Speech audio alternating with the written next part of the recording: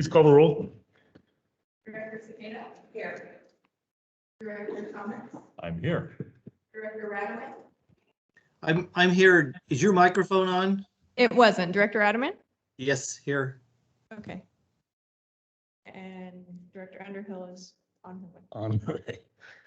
I'm here as well. Okay, at this time, we will have a public comment. At this time, members of the public may address the board in any non-agendized item. Public is encouraged to work through staff to place items on the agenda for board consideration. No action can be taken on matters not listed on the agenda. Comments are limited to 3 minutes per person. Is there any public comment today on an unagendized item? Do we have public out in the online? There are a few, but I think they're here for specific. Okay. Okay, seeing no public comment, we'll move on to the consent agenda. Following items are expected to be routine, non-controversial, to be acted upon the board at one time without discussion. Any board member may request that an item be removed for later discussion. 3A, approval of minutes for the board meeting March 19th, March 21st, 2021. 3B, review of board directors' time sheets for March 2020. Is that right? 2021, I presume. 3C, ratify claim summary 589 secretarial fund. 3D, award of design services for the West Point Water Reliability Project. CIP 1106. Do I have a motion for acceptance of the consent? Pull 3D. Okay, can I get a motion for 3A? I'd like to pull 3A as well. Can I get a motion for 3, Scott? Can I get a motion for 3B and 3C, please? Move for acceptance for 3B and 3C. Okay, we have a motion and a second. Please call the roll. Director Cicada? Yes. Director Thomas? Yes. Director Ratterman? Yes. And President Davidson? Yes. Okay, Director Cicada, 3D. Just looking at that, we're going to go ahead and select the first choice that you put down. Because you have like on Si- 1, 2, 3, we're going to go ahead and go with the first choice. Cindy, I can't hear you. Is your microphone off? I'm sorry. All right, Let me thank go you. back. Let me pull this real quick.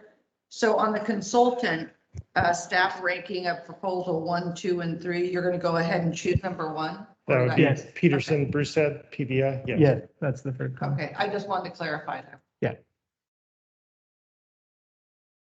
So any other questions regarding 3D? Yeah, I had a couple questions or comments. I mean, I'm very familiar with Peterson Brewstad and they've been doing work with this for a while, but just the proposal fees, the difference in them is so great. And I didn't see a whole lot of explanation in this page and a half presentation. But I would like some explanation as to what I know we got a budget of 500,000, doesn't mean we have to spend it. But what is the difference between 196,000 for number 3 and why is it 3 and the other ones? If someone could just walk us through these proposals, how they came in, what's good about the top 3 and what's bad about the bottom 3. And why it's chosen that way without any further information. If the other ones had been in here, ranking number 2, Woodward and Curran, and then some comment on why it wasn't accepted, and the same with number 3. This just seems like a glaring thing that if not just for me, just for public and future. Anyone happens to look at this item, I just like to have something on record as to why we would choose a $500,000 project over what could be what seems like a $200,000 project possibly. Can you hear me? Okay. Yes. I just want to make sure the mic's on. Thank you. Yeah, Director Ratterman, this is Damon. Yeah, happy to. Really, what it boiled down to in the assessment was that the PBI proposal really kind of turned over all the stones that we thought, and we felt strongly that they had anticipated other issues that might crop up just because the site's so small. There's a lot in the ground there. It's relatively unknown what's going to happen when we remove the old pressure vessels that sits on a concrete pedestal in between the two buildings. And I think their proposal addressed that most comprehensively. And the overall arching fear amongst the engineering group was that the other less expensive proposals would end up coming back to the district with additional time and additional requests and change orders to address some of the unforeseen issues. So we feel like it's more of a comprehensive approach that takes us through construction should the district choose to take advantage of those proposed services also. For additional money Well, it's contained in the proposal currently. at this Yeah. 465 level. Right. Yeah. Okay, so there's work in this bid that we may not do and wouldn't pay those charges. Correct. I was a little bit surprised to see this on the consent agenda, just because it is, it's pretty sizable. But are there any other questions? I'm good, thanks. Did the engineering committee review all these, or is it just staff reviewed them? I don't think we did. It was just staff. Did we? Yeah, No, it was it staff. wasn't. Would you normally or no? It is designed.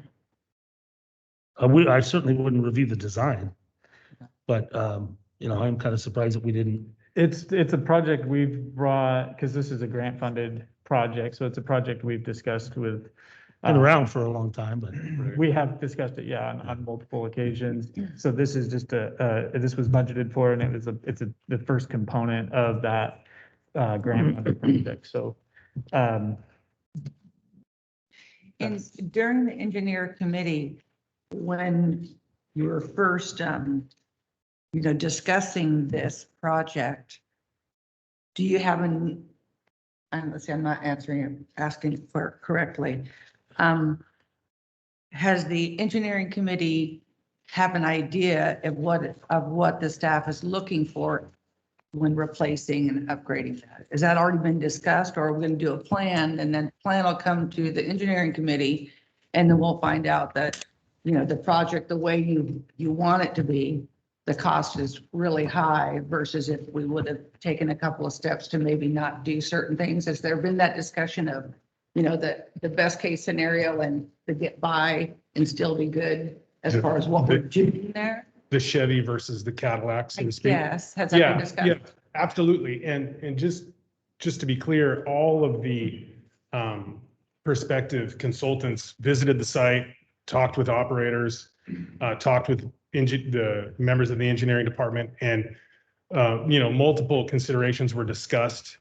And PBI's proposal really just covers all avenues comprehensively. And when you look back at the history that they have with CCWD and the fact that they've completed projects similar to this for the district in the past, Jenny Lind Water Treatment Plant, that was also a consideration. So some of the proposals, they're good firms, don't get me wrong, they just don't have applicable experience to what is going on with this project. And so I think in conversation with those firms also is the note that please continue to be responsive to CCWD proposals. I mean, there's definitely an opportunity here in the future for additional projects, but this one is just kind of set up on the tee, if you will, with that proposal that PBI submitted. You mentioned the Jenny Lind plant, and I don't recall hearing confirmation that plant is finally running according to the way that it should be done. So, yeah, so let me be clear.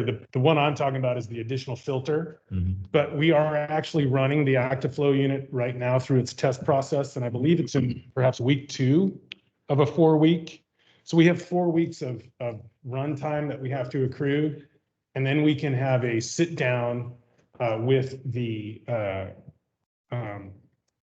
equipment purveyor, the provider, Kruger or active flow, if you will, to review the data and the efficacy of the project. And then we look to incorporate it into the overall operations plan for the plan. So Sounds like that's something we can have later on in the agenda. Yeah, I was Talk just about gonna La suggest we Piqueta. could bring that. Oh, item yeah, back for- absolutely. Yeah, we can do an update on, yeah. For a full The update. reason that I bring that up is if you said that Peterson Brewstead designed that plant and there's still some lingering difficulties with that, I mean, is that a blemish on their reputation or is that, So with the act flow, I would say no. okay? With now, whatever occurred in detail associated with the additional filter, my understanding is that went off without a hitch. And that was, I want to say in 07, 08. Okay. So this item, it was, the only reason we put it on consent is previously approved board item. This component of it comes in under or within the budget that we submitted to the board for the design phase of it. So, but happy to explore it further with the board. We do, we are hoping to move forward with design. I think the assessment was this was the best value, even though the dollar amount is higher for their proposal. We're getting more for that and more of what we need. So we felt like this was the best value. And that's why we wanted to go forward with that proposal. I don't have any problem voting for this, but just be mindful that I will be watching. So, Got it. I am always mindful of that. And I have a couple more comments. I also will be voting for this, but I'm wondering if we learned anything from the request for proposals that we sent out. Was that inaccurate that everyone else didn't respond to the? I mean, I know that we've done a lot of work with Carl and Peterson Brewstead, and they're a good firm, and we've had success with them in the past, and they might have known something about this project. Is there something that we can learn from that and share additional information in our RFPs going forward so that this doesn't happen? This, I mean, the difference in the bids is in the dollar amount is ridiculous, well, remarkable, and it would look so much better if they were apples to apples. And I don't know if we're in a hurry to do this and we can make them apples to apples and see what the other ones would charge if they had all the scope, I think is what we're talking about, that is more expanded because of their knowledge is Right. something that we've learned from this that we can do different in the future. Yeah, I mean, I think to one of the points you make, Director Radaman, I think it's one consideration is the timing with which some of these proposals were submitted, and the timing with which some of the consultants actually reached out to the district was very close to the deadline. And so I think when you start to contemplate that and really the top two, which is Woodard and Kern and PBI, were really asking and involved and wanting to propose on this project really early on. It speaks to the amount of effort that the consultants took upon themselves to take a look at the project. And I think overall we can learn from that. And it's how best do we push a proposal out or a request for proposals out so that we can ensure that the consultants are going to submit comparable to each other within the time frame that we give them. Okay, my last comment is I'd rather not see a $500,000 approval on a consent agenda going forward. That doesn't look right. I'm done. Noted. Got it. Sounds good. All right, is there anything further? Are we going to get a motion for this? I move for approval. Second. Okay, we have a motion and a second by Director Cicada. Is there any public comment?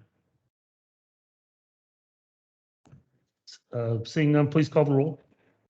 Director Cicada, Director Thomas. Yes. Director Ratterman, Yes. President Davidson. Yes. Thank you. Item 3A, Director Thomas. I didn't have any problem with the minutes, but the date is wrong. I'm sorry? In my agenda packet is February 19th is listed as the date of the meeting. Should be March 19th. Okay. Yeah. Make that correction. So do you have a motion to I, amend? the only reason I pulled that is because that was my birthday and I remember that. Yes. That surprises me, but go ahead. I'm taking notes on all this stuff, Jeff. Yeah. You're gonna be talking to my lawyer. so. Yeah, whatever. I move for approval of this item. As amended, a motion and a second. Please call the roll. Director Cicada? Yes. Director Thomas? Yes. Director Ratterman? Yes. President Davidson? Yes. Are we any closer to Director Underhill? Well, I don't want to keep staff waiting. Yeah, go ahead. So, okay, we'll move on to new business recognition of Phil McCartney for his service with CCWD. Is this Stacy and Damon? Can you help us with this, please? Who is Phil McCartney? Who's it? Yes. It's not till next week that we start saying that. Oh, Yeah, Still here, still Yeah, here. he can actually do it. He can actually get over here. So really, excuse me. Let's see if I can talk here. It goes without saying that, Phil's going to be missed. He's put in 10 wonderful years here at CCWD. Oh yeah, I got to get close to the mic. My apologies. And in my short time here, we've done a lot of things. He's done a lot of amazing things. The one in particular that just really speaks to his professionalism and his skill is the intake structure that you built for the Copper Cove raw water pump station. It's just phenomenal. And I was really impressed and happy to be a part of that project, even if on the periphery, on the administrative side. And I can honestly tell you, as a water treatment operator by trade, Phil is the type of person that I would have really enjoyed being able to work with every day, and would have loved to hear the stories you have when you're out in the field at 2 o'clock in the morning working on a generator.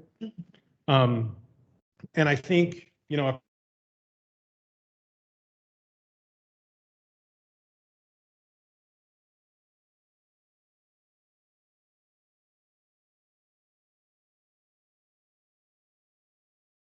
feel like we're all better off having had the opportunity to work with you and to be involved in some of the things that you've been involved in. So hats off to you. So we have a resolution. Would you like to read it? Or? I'm happy to read it. Phil, if you could humor me and come on up here. Just remember, it hasn't passed yet, so. So I would like to read this resolution. A resolution of the Board of Directors of the Calaveras County Water District recognizing Philip McCartney, resolution number 2021-20. Whereas Phil McCartney has faithfully served the ratepayers of Calaveras County Water District as a board member and as a district employee. And whereas became a district board member in December of 2007 through June 15th of 2011, when he resigned to cross over and become an employee of the district. And whereas over the past 10 years, Phil has worked as a mechanic.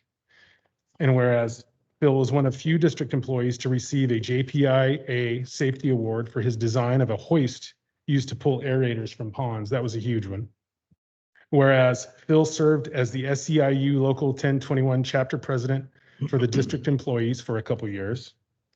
Whereas Phil was known for his love of his hometown, McCullough Hill. And whereas Phil has been known to be the scuttlebutt king of the field. And whereas Phil is an amazing fabricator and on many occasions has saved the district time and money with his creative, elegant metalwork. And whereas Phil has been a critical component in the district's response to PG&E's public safety power shutoffs by testing, operating, and fueling generators throughout the district. And whereas Phil has always been kind, positive, and easy to work with no matter the circumstance. And whereas Phil's experience on both the board and in the field at CCWD illustrates his hard work, devotion, and dedication to the district and the residents of Calaveras County. Do I read the last part of the resolution? Now, therefore, be it resolved by the Board of Directors of Calaveras County Water District and all coworkers, we hereby wish Phil all the best in his retirement. Thank you. Do I have a motion to that effect? Just give us 1 second. I would very much, I'd like to make that motion. Okay, we have a motion I'll We have a second it.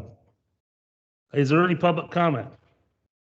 From me? No. How about we vote first and then we'll let you speak.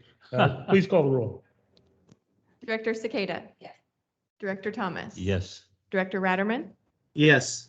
President Under Davidson? Yes, for both of us. Phil, on behalf of the board, I just want to thank you for your service here. And I agree with everything that was said in that resolution. And you can tell that these people care about you. And I certainly enjoyed having you as a fellow board member. I mean, that was back in the day when you and I were the only two guys that ever wore out a shovel before we got here. You know, now I guess we got Russ, but you know. But anyway, on behalf of the board and myself, and certainly Director Underhill, I know she wanted to be here to thank you for all you've done and the good that you've done to the district. So on behalf of myself and Director Underhill, just want to thank you. Well, thank you. Thanks, Jeff. Okay, thank you very much. I really enjoyed my time here. I honestly did. It was quite an experience, a great staff, great people. I couldn't ask for anything better, so thank you. I just want to add, if I could, just for a minute, just echoing enormous contributions to the district over 13, 14 years, however long it's been, both board, as a mechanic, as a union president, and I think just as somebody that is looked up to in how you go about your business. And it's gonna be something I think that it's one of those things that's hard, if not impossible, to replace, and we're really gonna miss you. Thank you, Phil. Well, thank you, Michael. I know you're the district's in good hands with Mike and Eric and Cameron. They're a very good crew, so they'll keep things rolling. I know that. So, okay, thank you. Will they will they have your cell phone number on their speed dial?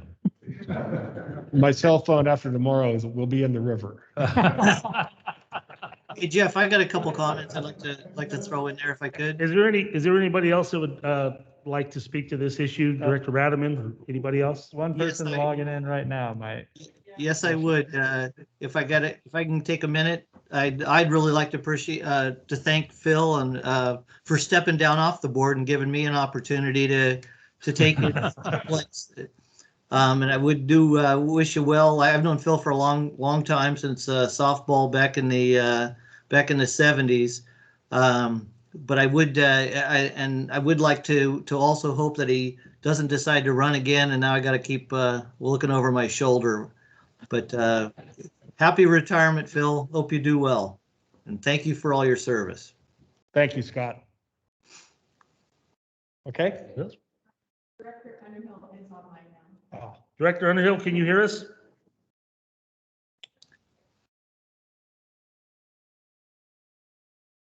No? And now, unfortunately, that's not working very well.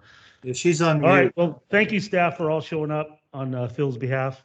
I assume that's why you came. Nobody else comes to these meetings. Thank you. okay. Thank you very much. Thank you, Thanks, Phil. everyone.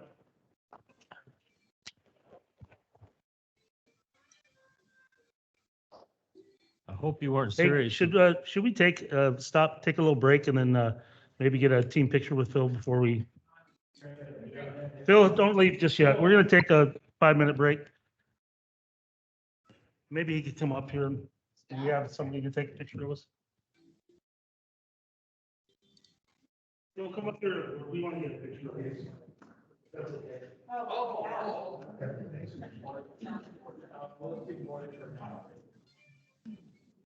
Staff will stay here. Actually, maybe you should have. Stick around. You want to have the staff meeting? I think so. Yeah. I'll chat with you if you want to. No, I can. Yeah, get in there. I got a couple of years. All right. Something like that.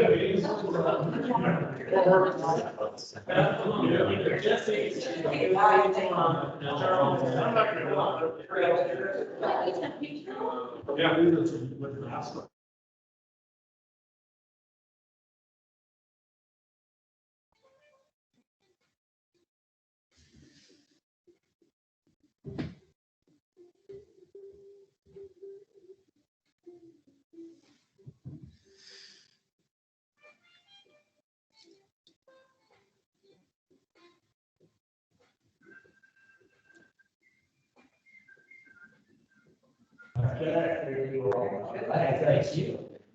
See you around, Russ. Oh, thank you guys. Appreciate it. I like all the news of them.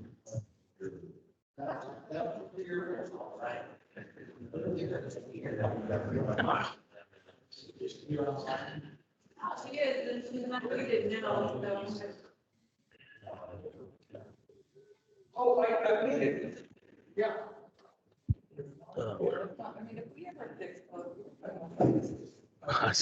Doesn't matter to me.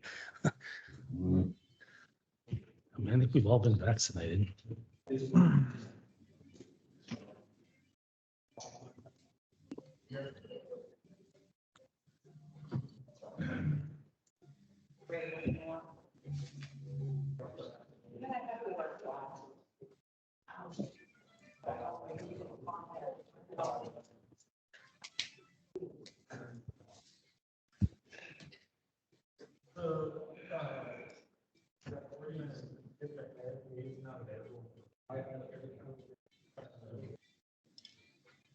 Two?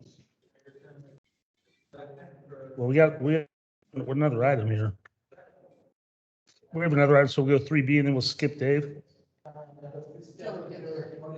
I'm sorry, I can't. So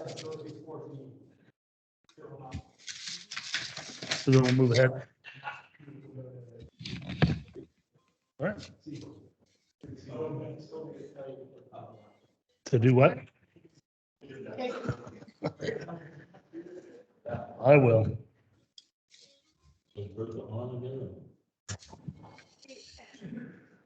Sort of. All right, are we ready to continue? Okay, now we'll move on to the fun part of our agenda. 4B, discussion, action, authorizing design contract for the Ebbs Pass Redwood Water Storage Tanks, Wildlife Hazard Mitigation, CIP. So last week, on Wednesday, we had a public bid opening for the bolted steel tanks material procurement and installation. I think there's a typo on the agenda, but it's for furnishing 5 new bolted steel tanks and installation of the new tanks at the Big Trees 8, Heather Drive tank in Forest Meadows, Big Trees tank 4, Arnold tank 13 on Flume Court, and Larkspur tank. So we received 2 bids for the project. The low bidder was California Aquastore at $2.4 million. We advertised the project on public purchase, the newspapers, and we reached out to a number of prospective bidders. The hazard mitigation grant provides 75% of the original $2.8 million that was part of the grant. The Larkspur tank is a steel tank that we're replacing as part of this project. It's not included in the project. It's because it's not a redwood tank.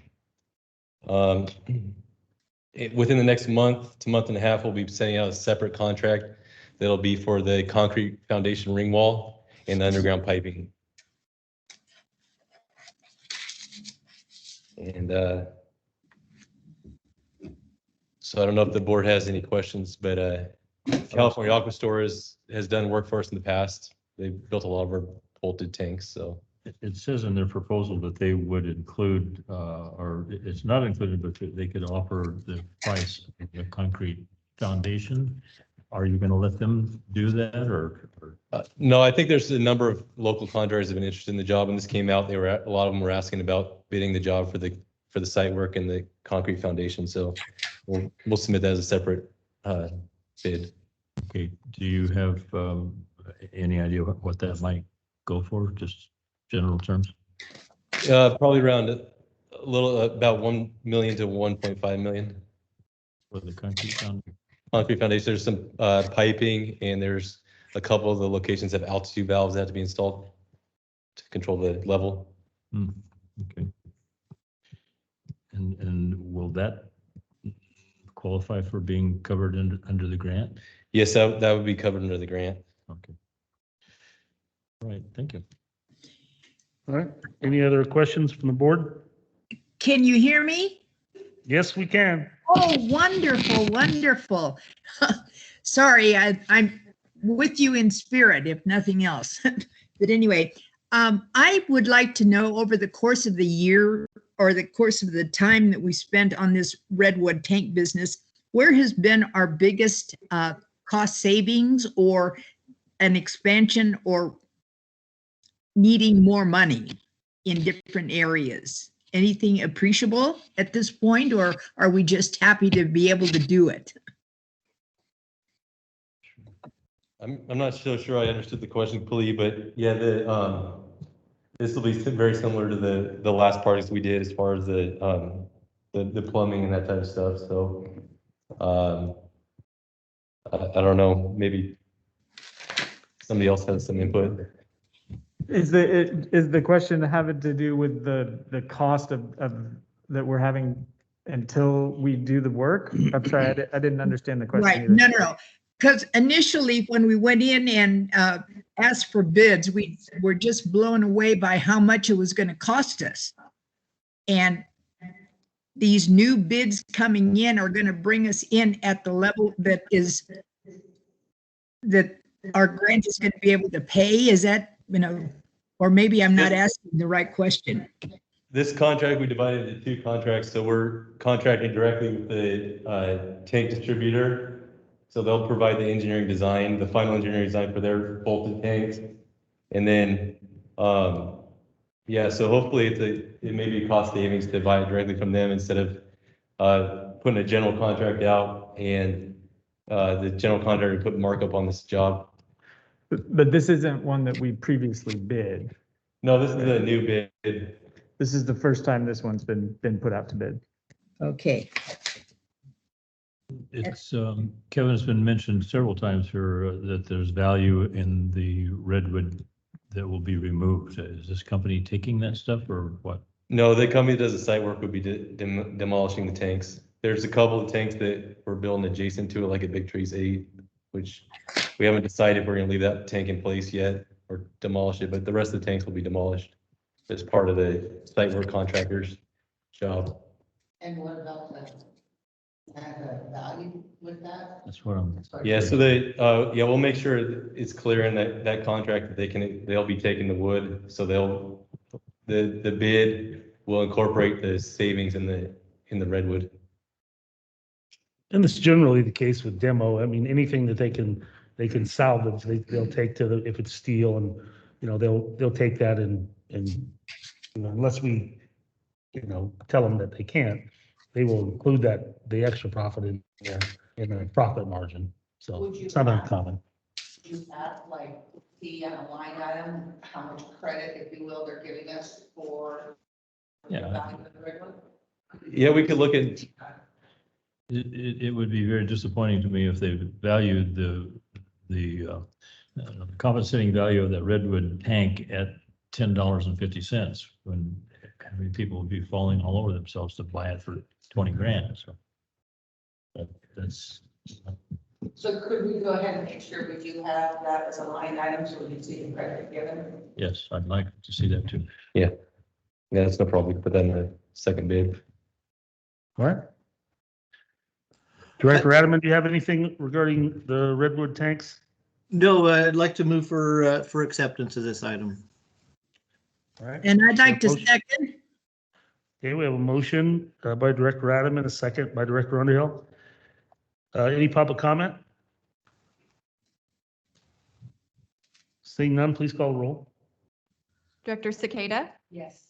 Director Thomas, Yes, Director Ratterman, Yes. Director Underhill, Yes. President Davidson. Yes. Okay, we're gonna move along to 4D. We're gonna be waiting for Association of California Water Agency, Dave Egerton, whoever the hell he is. see you late again. Yeah. Actually, we're gonna skip up to 4E. Those two items are related, so we'll skip Which one, C. 4E? Yeah, 4E, and then we'll go back and do C and D after he's able to join us. It's somewhere probably shortly after 2. What's with 4D? How's It's that? sites, it's a Caballero.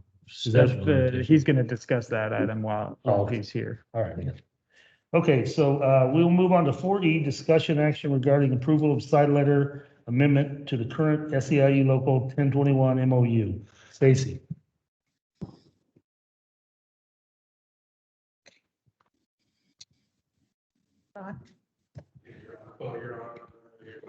Okay. Hi. Sorry, I was rushing down here when I heard you were skipping. Oh, wait. All right, good afternoon. Today I'm here to present the agenda item regarding a side letter amendment with the SAU Local 1021. Since December of 2020, the district has been trying to recruit for a electrical position. We have interviewed several candidates. However, the candidates have not met the skill requirements or qualifications needed for our district.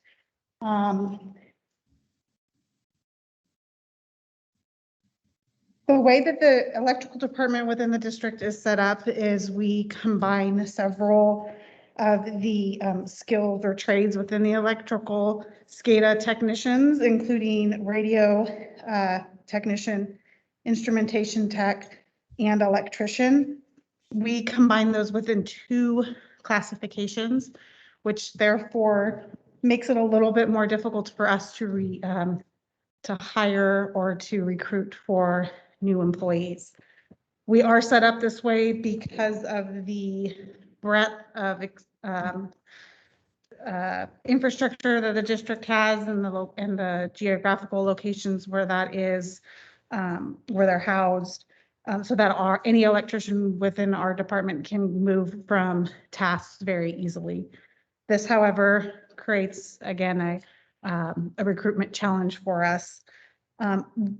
As Damon can probably speak more to if you have questions, our electrical department has been completing more and more projects in-house. A few of them that were highlighted in the agenda item were the solar tank telemetry system, the AMI project solar panel construction, and the sawmill pump station motor control center.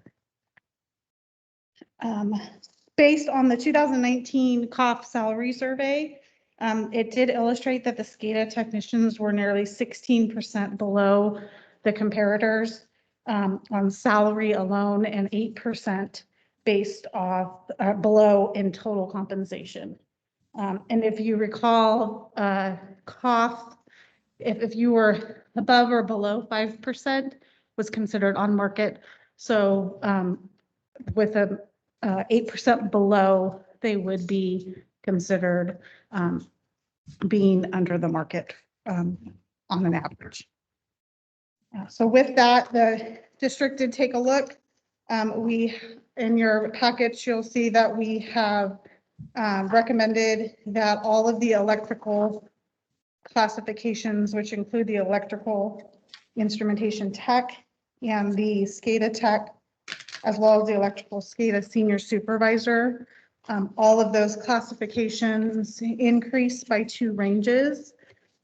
We used this we came to this recommendation based off of the salary survey and the information that we had gained through some of the candidates and finding out what they were being paid and what they would possibly be willing to make the jump to a district like ours for salary goes.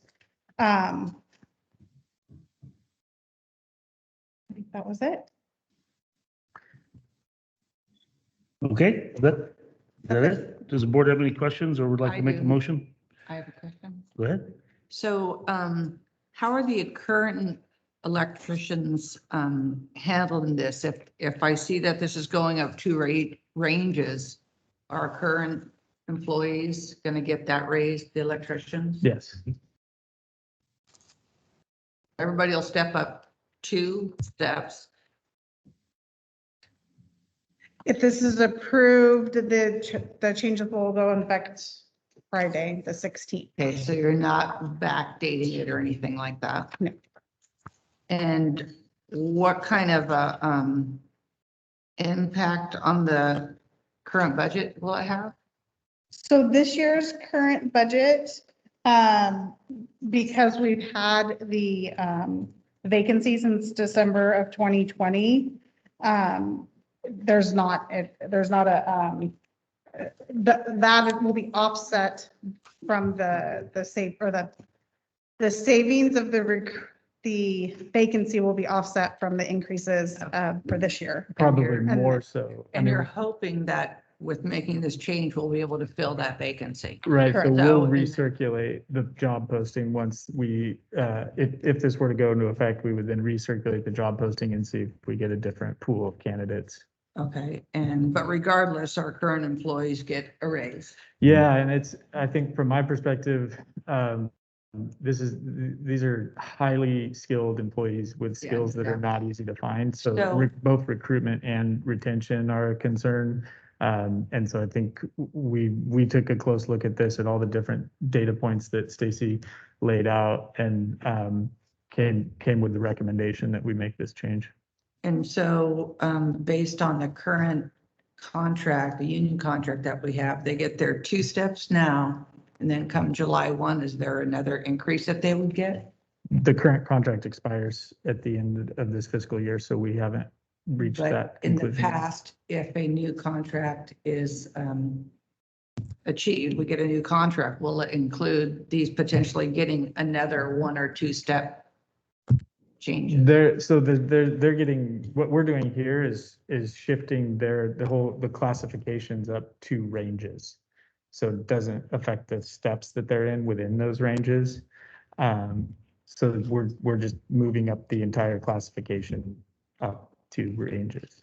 So they're going from range, depending on which one they're in, there's several different ones, but if they're a range 19 right now, they would go to a range 21 at the same. Okay, so it doesn't affect their ability to get an additional step. It's just, Right. I understand. I'm having a hard time. I'm talking today. I'm sorry. You have any comments, Scott?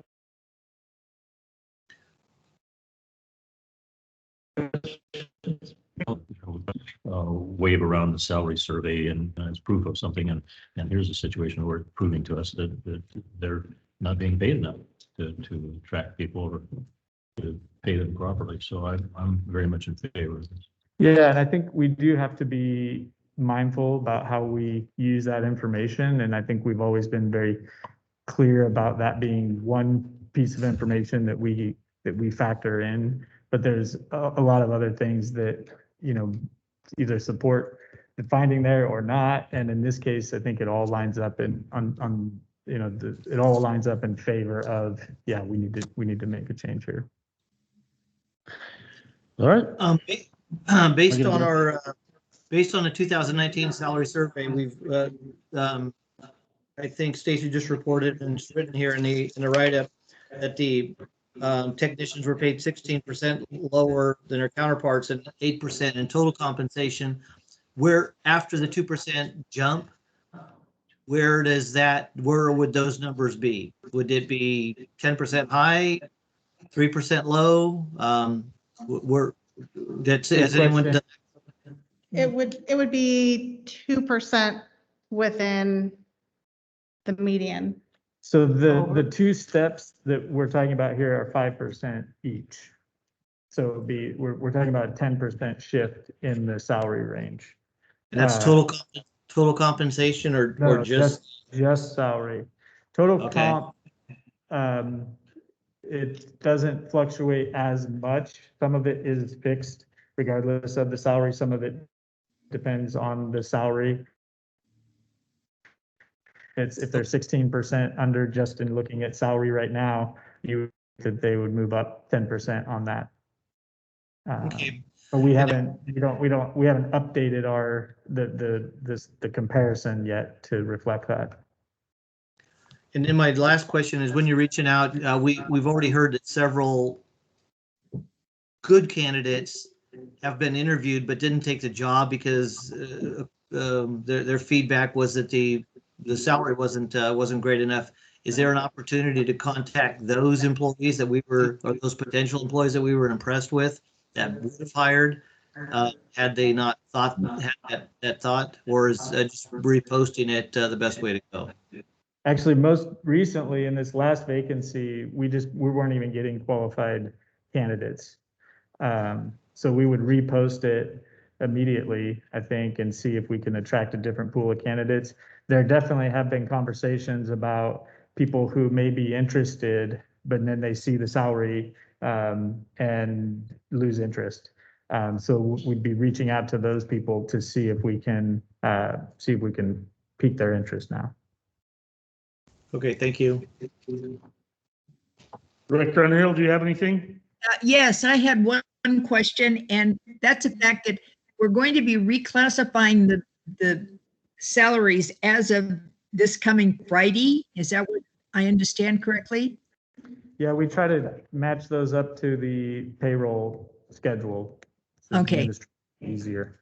So in no way are we talking or we're not even talking about retroactive pay. I mean, just because it's going to be handled clean, it'll take us strictly to the new salary. That's right. Correct. Okay. All right. That I just want to make that clarification. Okay, any other comments or questions from the board? Can I get a motion? I'll make a motion. Okay, Director Underhill, thank you. Second. Second by Director Thomas. Is there any public comment? Seeing none, please call roll. Director Cicada, Yes. Director Thomas, Yes. Director Ratterman, Yes. Director Underhill, Yes. President Davidson. Yes. Okay, we'll move on to 4F, discussion direction regarding recommendations in response to customer complaints about the office phone system. Doesn't seem like we've got enough time for this one today, but. We can always talk about the mail. That's the other thing that we talk about all the time. Everybody's read it. Can we call you and Just ask talk a question. talk with you on the phone? Call the main line. And you'll get rid of it. I've been here about a year and a half. And prior to me starting, I heard the complaints about the issues with customers getting through. And really, I've spent a lot of time trying to identify what the issues are, because it's not just one culprit.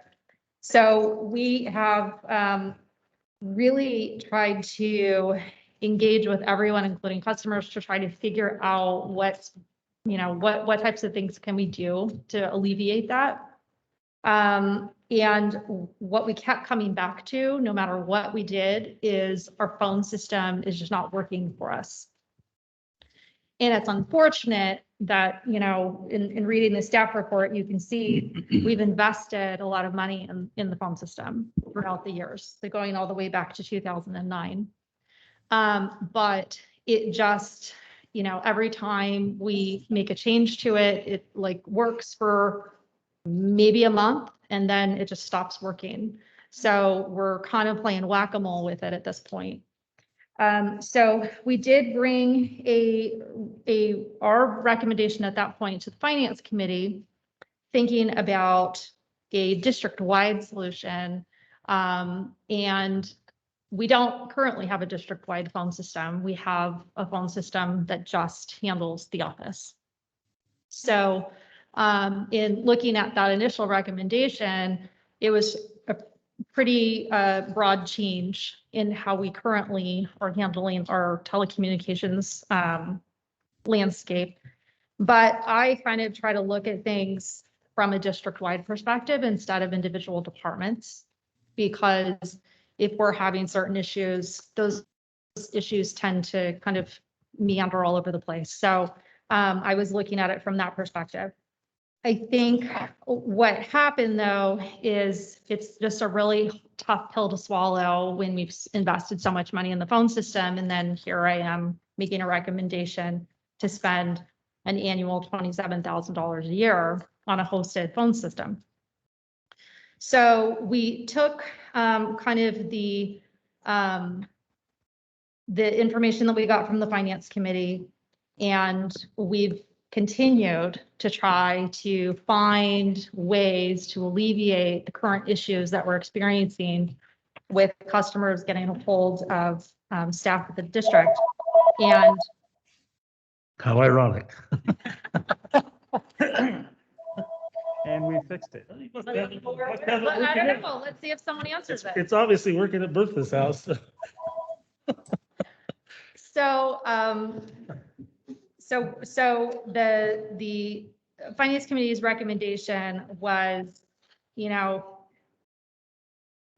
bring it back to the board, bring more information, you know, what's the history of our phone system? How come we're in this position? You know, how can we, you know, spend $27,000 when we're already spending a significant amount on cell phones? And there's merit to all of these questions.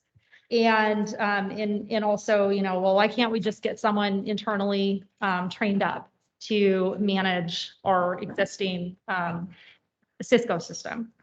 So, so I think I've tried to, Michael and I have both tried to really stress all of those points in the staff report. And specifically, we have a limitation on staff. We have one IT person who is going to be retiring.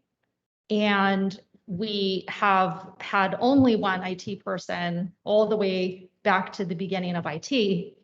And the utilization on IT has doubled from then to now. And we all now rely on IT. Every single one of us has a computer. Back when he was originally hired, half the staff had computers. And the reality is how you used a computer in 1999 is much different than how you use a computer today, right? The systems you used back then compared to the systems you use today are very different. So in kind of thinking about all of that, we just have an internal capacity issue. So the idea of trying to force that upon our IT to try to get the Cisco system working to where we need it to be is just kind of like climbing a mountain that's just a little too high for us. And so with that in mind, in terms of being able to truly eliminate the issues that we're experiencing, which is today, Jessica's phone called my phone, but Jessica did not call me. Don't know why. Calls get dropped and we can't figure out why. And calls get routed to phones that we know we took them out of the rotation, but they still happen. So when I say whack-a-mole, I'm honestly, we can't figure out why. So to kind of eliminate all of that and look at it from a capacity limitation perspective, what's going to best meet the needs of our customers and our staff, the recommendation is still to move forward with an off-premise hosted solution, but just handle the office at this point and phase it. If at some point we realize, you know what, yes, let's fold in the rest of the district phones, then we'll have that conversation and we'll cross that bridge when it happens. But in terms of what we could benefit from going to that hosted solution at really a net cost to the district of $8,500 per year, the benefits are enormous, truly enormous. We would be able to eliminate our fax machines. We would be able to get text voicemails, which has been something that a lot of staff have asked for. If we ever, and I hope this does not ever happen again, but we have to shut down again, something else happens that makes it where our staff have to remote work. This hosted solution folds staff who are remotely working right in, so no one would ever know that they're not in the office.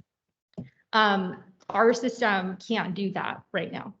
And so this really kind of brings us where we want to go and where we need to go.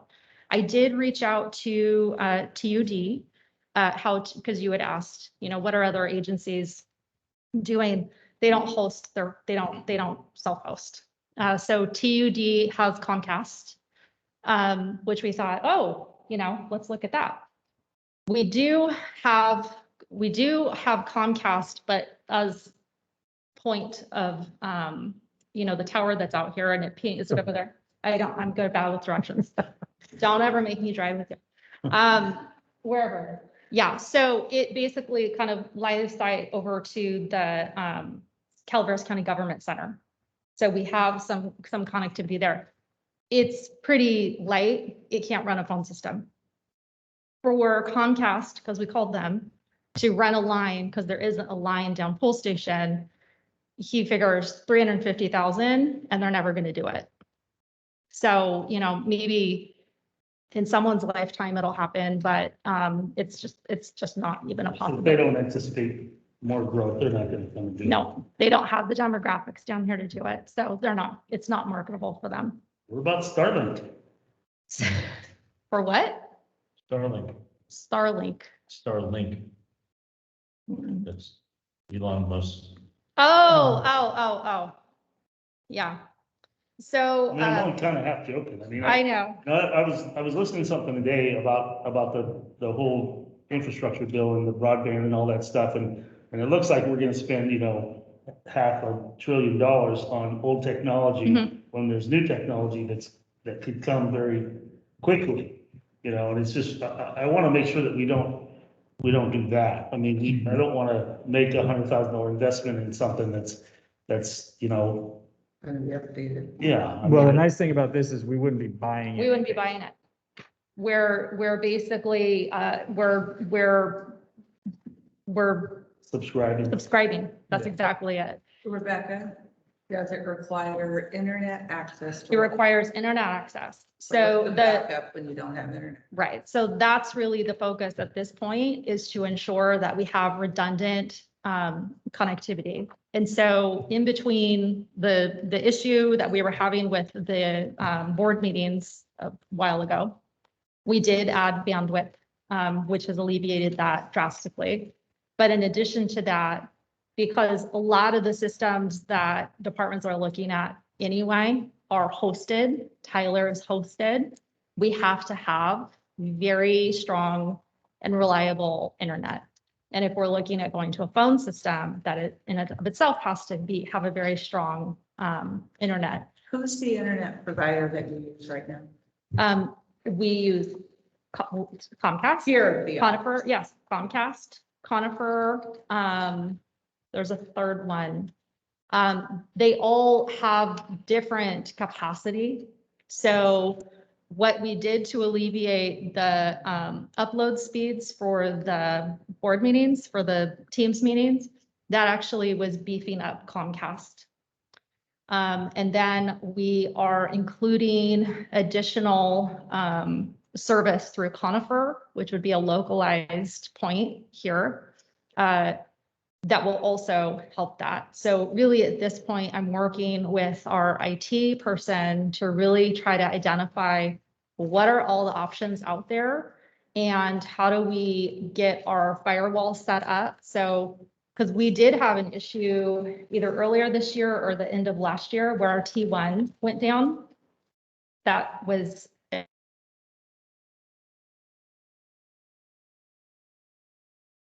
about like everything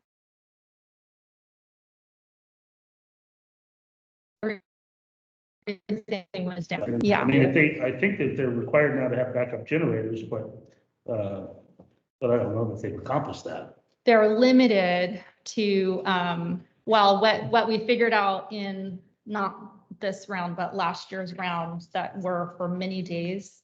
Because that was a concern that I brought up when I was at the county when they were talking about having PSPS. The standard is fueling for like 72 hours. So my concern was, well, what happens when it's beyond the 72 hours, which we did see in some cases in the 2019 PSPS events. And I think that was kind of a wake up call to all of those providers that they have to come up with a better plan, similar to what we had to do to make sure that our generators were fueled all the time. They also had to, because I believe During the 19, I think AT&T may have gone down and Comcast had an issue. They both had an issue. So, and it was because of the generators not having sufficient fuel for that longer period of time. So everybody kind of learned from that PSPS shut off for sure. We all did. And so did the providers. So the focus at this point is, yes, we, not just for phones, we have to look at a more reliable internet base all the way around for connectivity and make sure that if one, and it has to be redundant. So if one goes down, we have to be able to switch immediately over to a secondary source. And then have a plan in place if all of that fails. And then if all of it fails. Do you get a AT&T bill, like landline type bill in addition to the voice over internet? We get a CalNet bill. So, that's but it's a landline. it's a landline for long distance. So in addition to our Cisco system, we also pay for long distance charges. So with a hosted solution, because it's internet, right? You don't get charged for long distance anymore because it's all just data. So there is a savings component. That's where part of the savings comes from, because we wouldn't be paying long distance charges. Okay, so right now, what do we pay for the Cisco system annually? Well, Roughly. just licensing, not including when we have to pick up the phone and try to find someone to help us. Just using the system here. Is it- the licensing is like 900. I don't know if it's 900 even, but it's 900 and something. So we pay them a licensing fee, which the phone system that you're talking about getting, we would be doing a hosting fee. Yes. Kind of like the trade-off. So there's no really out-of-pocket cost to buy anything. We just start the service and start paying that monthly fee. I don't like the idea of spending more money, and we talked about that. I see this only being a need for this office. This is the hub of CCWD. So I don't see we need to incorporate, each of the plants. They could just have a regular bill landline. Most people have cell service, so if it's just here, that would be that 8,500 a year you're saying? Yeah. And again, the cost for Cisco, Cisco only there's away. a problem, there's a cost other than the licensing. Cisco licensing goes away. Because that licensing is specifically for that Cisco activity for the phone system. I guess the number I'm looking for is, okay, we're going to incur a $8,500 a year cost if we switch. And I want to compare that to what we're paying now, and that's just long distance fees, I guess, at the savings. We currently pay across all the multiple phone services that we have in long distance, it's I $15,261. hold that thought, just for this building. No, Okay, what's the amount just for this building? Because that's all we're looking at, thinking of, and replacing. so, right, so in the staff report, that's kind of what I talk about is we can't mitigate the full $15,000. So we can mitigate about half of it.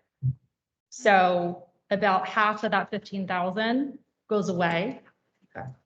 So we'll be about the same annual cost, not really. So, savings. so the net increase would be about $8,500 per year. Well, in your notes, you said that you made some changes and they seem to be doing okay. Should we wait for 3 months and see if it gets better? And then you report back and say, it's just not working. We have to do it. I feel more comfortable with the changes that you've done already. Let's see if it's working. So just on that point, we have, and I'm glad you brought that up because I wanted to point out that, as Rebecca mentioned, it's been an issue for a while and we've tried a lot of different things to address it. I don't want the board to have the impression that we haven't been doing what we can to try to fix this issue. And including recently, just within the last few weeks, we made a lot of changes that based on past experience are short-lived successes. But we're not actually asking the board for action on this today. This is something we would incorporate, if we were to go in this direction, we would incorporate into the next fiscal year.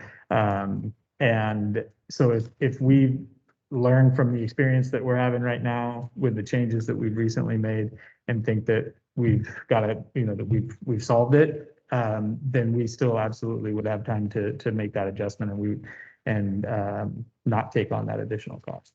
I just don't like spending money, additional monies. They add up so quickly when you do a little here and a little there. And the way I look at things is we have this much money and X amount can be used. And if we don't have any more money, we can't keep going after ratepayers to say, okay, well, our phone system's screwed up. So let's, you know what I'm saying? And I think we need to concentrate on the CIP and the employees. That's where the money should be. But this whole board has been, asking staff to come up with a solution, and it's an $8,500 solution to me.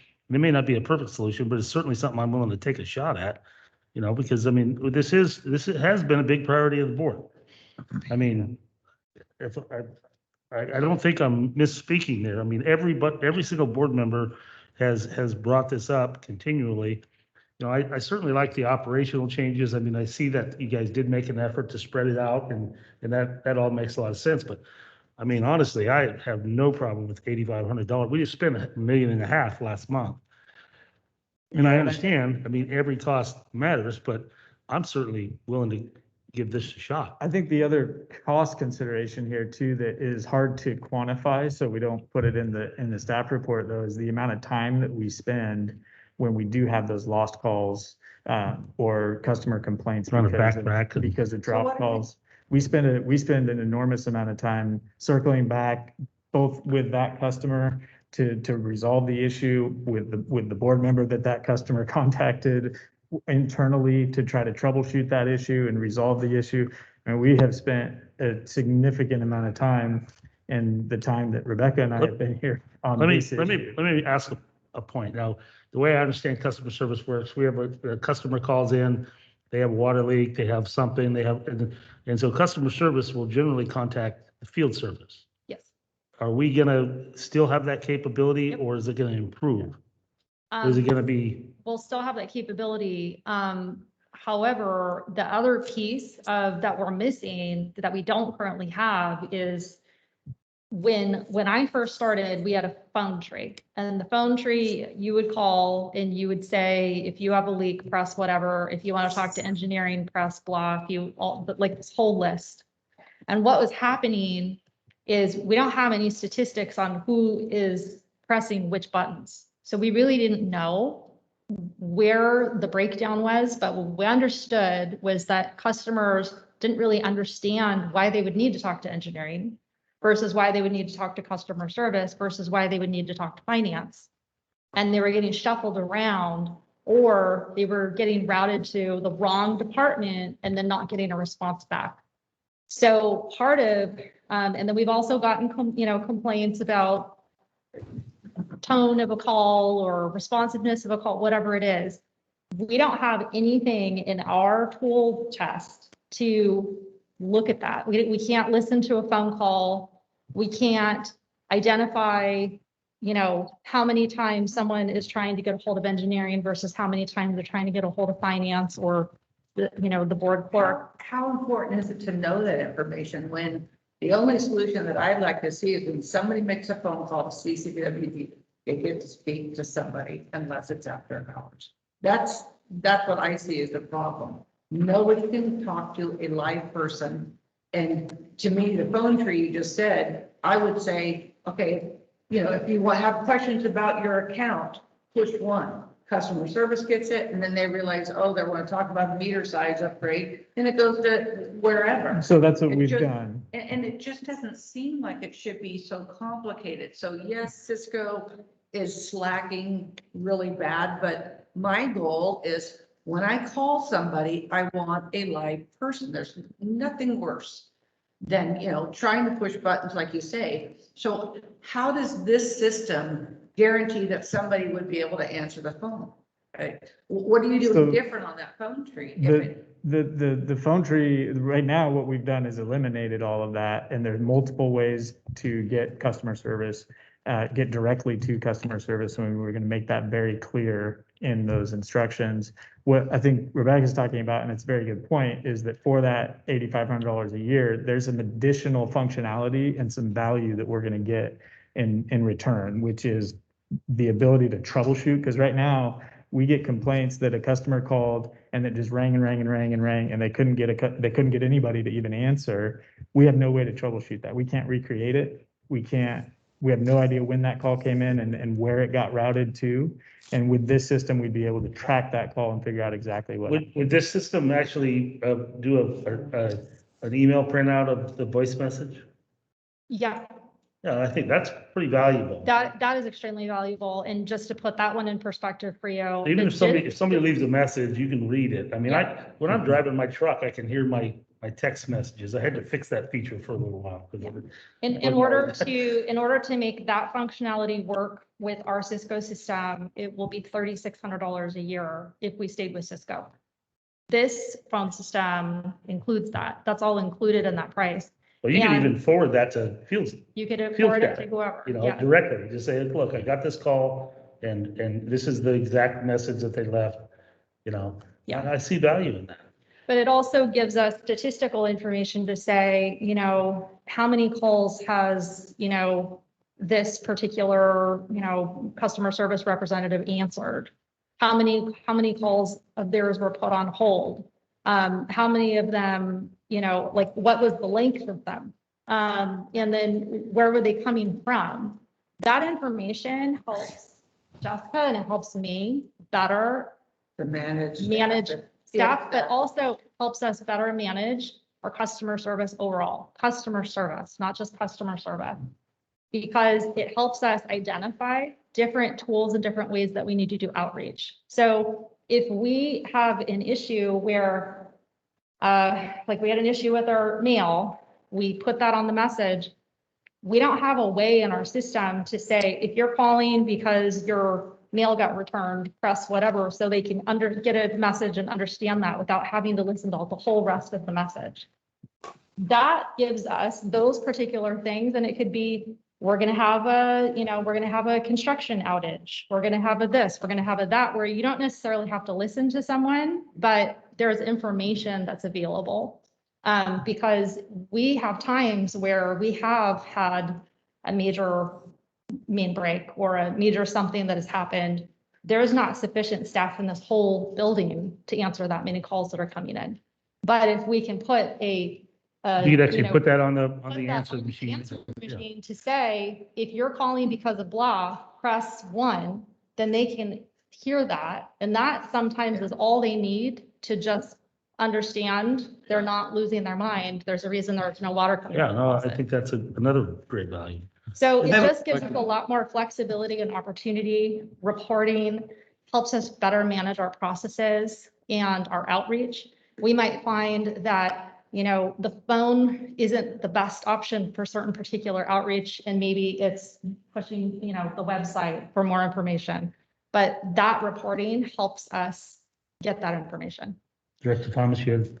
Well, getting back to something you said earlier, the board, everybody on the board has been pushing for this. And as I read through the staff report, I thought it was a little light on that aspect of it. I mean, it says that staff has been, you know, trying to address customer complaints, but the board has been complaining about this too. So, and I think, you know, I would just want to echo that comment. But I'd like to move this along, get a motion and stuff. So there's a guy on the screen there that might have public comment or something. Well, let's hear from the rest of the board, and then we'll. I mean, is this an action item? It's or- not an action item, but we just wanted to get the pulse of the board because, you know, if we're contemplating putting this in the 21-22 budget and the pulse of the board is no, we don't want you to put that in there, then we're not going to put it in there. So Well, let's talk to Director Radaman and Director Underhill. Director Underhill, are you with us? She's actually on mute right now. Go ahead, Scott. Oh, there she is. Go ahead, Director Underhill. Do I have time? Shall I talk now? Yes. Yes. Okay. I'm in favor of the system. What I'm thinking about it in the back of my mind as we're thinking about what happens if we have a disaster of some kind. Can our system handle it? Is there any way of doing any quality control to monitor how problems are being answered right now No. without waiting until something really bad happens? The answer was no, Director Underhill. So we'll just have to wait and see what kind of situations No, come up. I think that what she's saying is that with this new method or new subscription, that we will be able to know who's been contacted, how many times, and where the phone calls have come from, which we don't have that capability now. So it would be an improvement in our tracking of even just a water line breakup in your neighborhood, and then we have 100 people call the office here. We can't answer those calls, but we could put in the voicemail message that if you're calling about a water leak somewhere or loss of water, there's been a water leak and it will be repaired by 8 o'clock tonight. Okay. And that alone would save a great deal of staff time. Yeah. And the fact that the problem is being addressed, and that's the important part of it. Yeah. Okay. I'm good. Director Admin? President Davidson, you did make a point earlier that this is something that everyone on the board has talked about, complained about, and has talked to staff about. I think Rebecca, since she's been here, and Stacy before her, and Joel before her, have been working on a solution for this to this exact problem. $8,500 is if that brings a solution, and it sounds like it brings a lot of data points that we can look at and try to get to the bottom of. I'm certainly in favor of this item. I do appreciate what Cindy has said about answering the damn phone. I mean, when the phone rings, if there's not a person to answer that phone, we're still in the dark, and we're still going to have complaints, and we're still going to have problems. And I've made a point before. I'd like to say it in public that I'd like to have something on our answer machine saying that we're going to make a promise to get, if we do have a machine answering the phone in these times of high volume. I don't know how often those are going to be going forward with this new system, but also a promise that we'll get back in touch with you, even if it's just to tell you within a certain amount of time, and that shouldn't be more than 2 or 3 hours at the most. And I think we've heard that it currently might be 2 days. That is too long to wait if you're. And again, I think a lot of people just want to know that, the message didn't just drop into a hole. I got the message, we're working on it, and someone will respond to you quickly. And you might have to hear more as a customer service person than you want to from that customer, but I think it's a valuable, instead of customer service, it's a customer experience that is a whole lot better if that can happen. I'm in favor of this, and I think it does bring a lot of solutions to us and a lot more data to work on it going forward. But I don't think it's the end all. I think those other two things involving answering the phone and saying the right thing on our machine when someone does get a machine also need to be part of this equation. That's it. Yeah, just a couple of quick responses there. Right now, the customers have the option to leave a message, the option to reach customer service representative, and if they can't reach customer service representative, it'll go to the answering service, and we'll get a message from the answering service right away.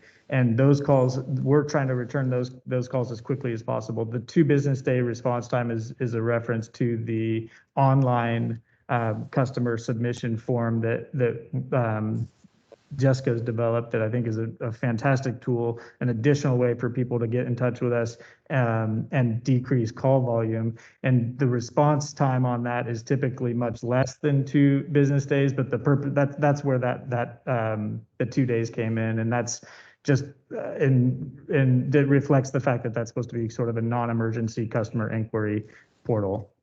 Is that an email that how do they get into that system through their computer or through their telephone? On the Either- website, yeah. there's prominent on the website, and there's a form there that you can submit an electronic Okay. comment, request, complaint, anything. Well, I'm certainly not talking about that as a 2-day. That sounds very reasonable, that a 2-day turnaround on that. And if we're just hearing that it's going to be less than that, then great. But I'm just talking about someone that picks up the phone and dials our main number, and they don't get back. We don't get back to them for 2 days. That's wrong. That's the only thing I'm commenting on. I agree. All right, so do we have, and I think we have a general consensus that we want to continue to improve this, and at least the majority that wants you to put this in Yeah, the and I think budget. it was mainly in response to the board wanting a report and to address all of these issues. This is one, as the board has pointed out, is not the only solution, but this is one component of what we think is the comprehensive solution that we'll be moving forward with, but we'll bring updates prior to Would budget you at adoption. least look into other vendors other than just Ring Central? We did. We did. Okay, good. We And looked are you at, we still looked looking at at Ring 3, Central? we looked at 3, and then we've also looked at other agencies and what they're using. So like TUD, we can't use Comcast. AWA uses another system, but they can't self-administer that system, so they have to hire a consultant to self-administer. So that kind of, so part of it is looking at solutions that can be easily administered by other than just IT.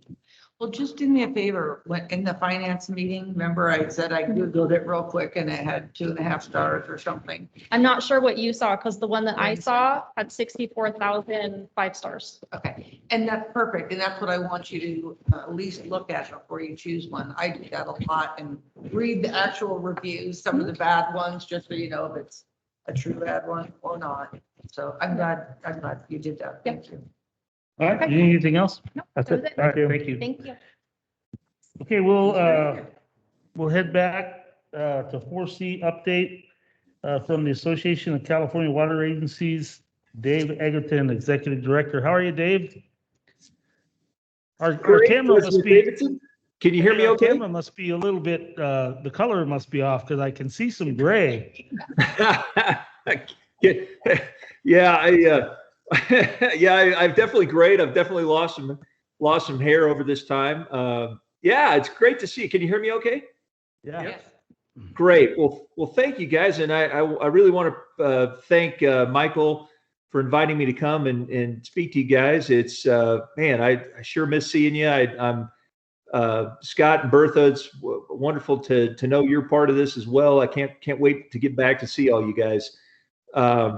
But yeah, I just thought I'd give you a kind of a few update on a few things that we're working on right now, and as well answer any questions you have. And then I really appreciate that you've got the bill that we're sponsoring, the SB 323 bill, on the agenda as well to consider supporting that. So yeah, and I'll just keep my remarks brief, but I do want to let you know that even though things have been in a strange place for just over a year now, nothing has really stopped or slowed down in the state and the legislature or the regulatory agencies and all the things they're doing.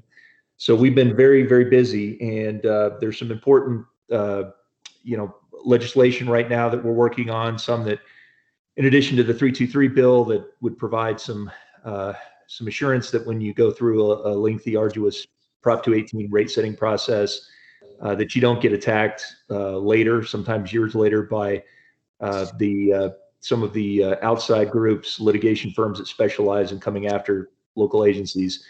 But as well, we got some important bills related to some of the financial consequences of the pandemic on the unpaid arrearages and what happens there. The SB 223 bill by Senator Dodd is that one, and 222, another one of his bills. Those are two of the primary legislative things that we're working on right now. 222 would set up a low-income rate assistance program. That it's one that I think it has a good concept, but it has some things that have to be improved about it to really function properly and not be overly burdensome on local agencies.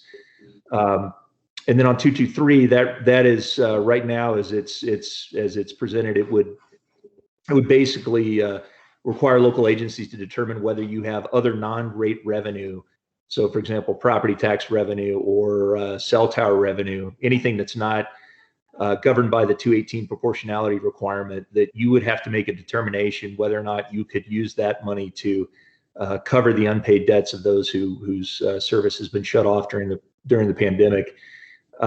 We just don't think that's a good way at all to try to address this. Certainly the unpaid bills are something that we want to see addressed. We're asking the state to invest $1 billion of the surplus funds this year to try to help with that.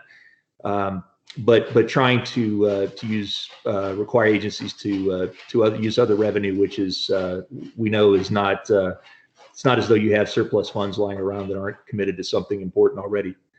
On the some of the other things, the headwaters work continues to be a huge part of our ongoing efforts. I think we have seen some incredible improvements in the attention to this matter and the amount of investment that's gone into it. We've got a commitment between the state and federal government to actively manage more than 1 million acres a year of land across the state, which would be an incredible improvement if we could actually see that.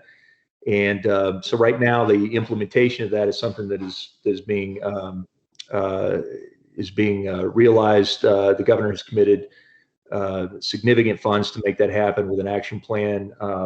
And as well, we've got some legislation that's coming out from Senator Feinstein that would help on the large scale landscape level efforts for forest management. So trying to do things in the way of even 100,000 acres or more in programmatic efforts to reduce the catastrophic fire danger.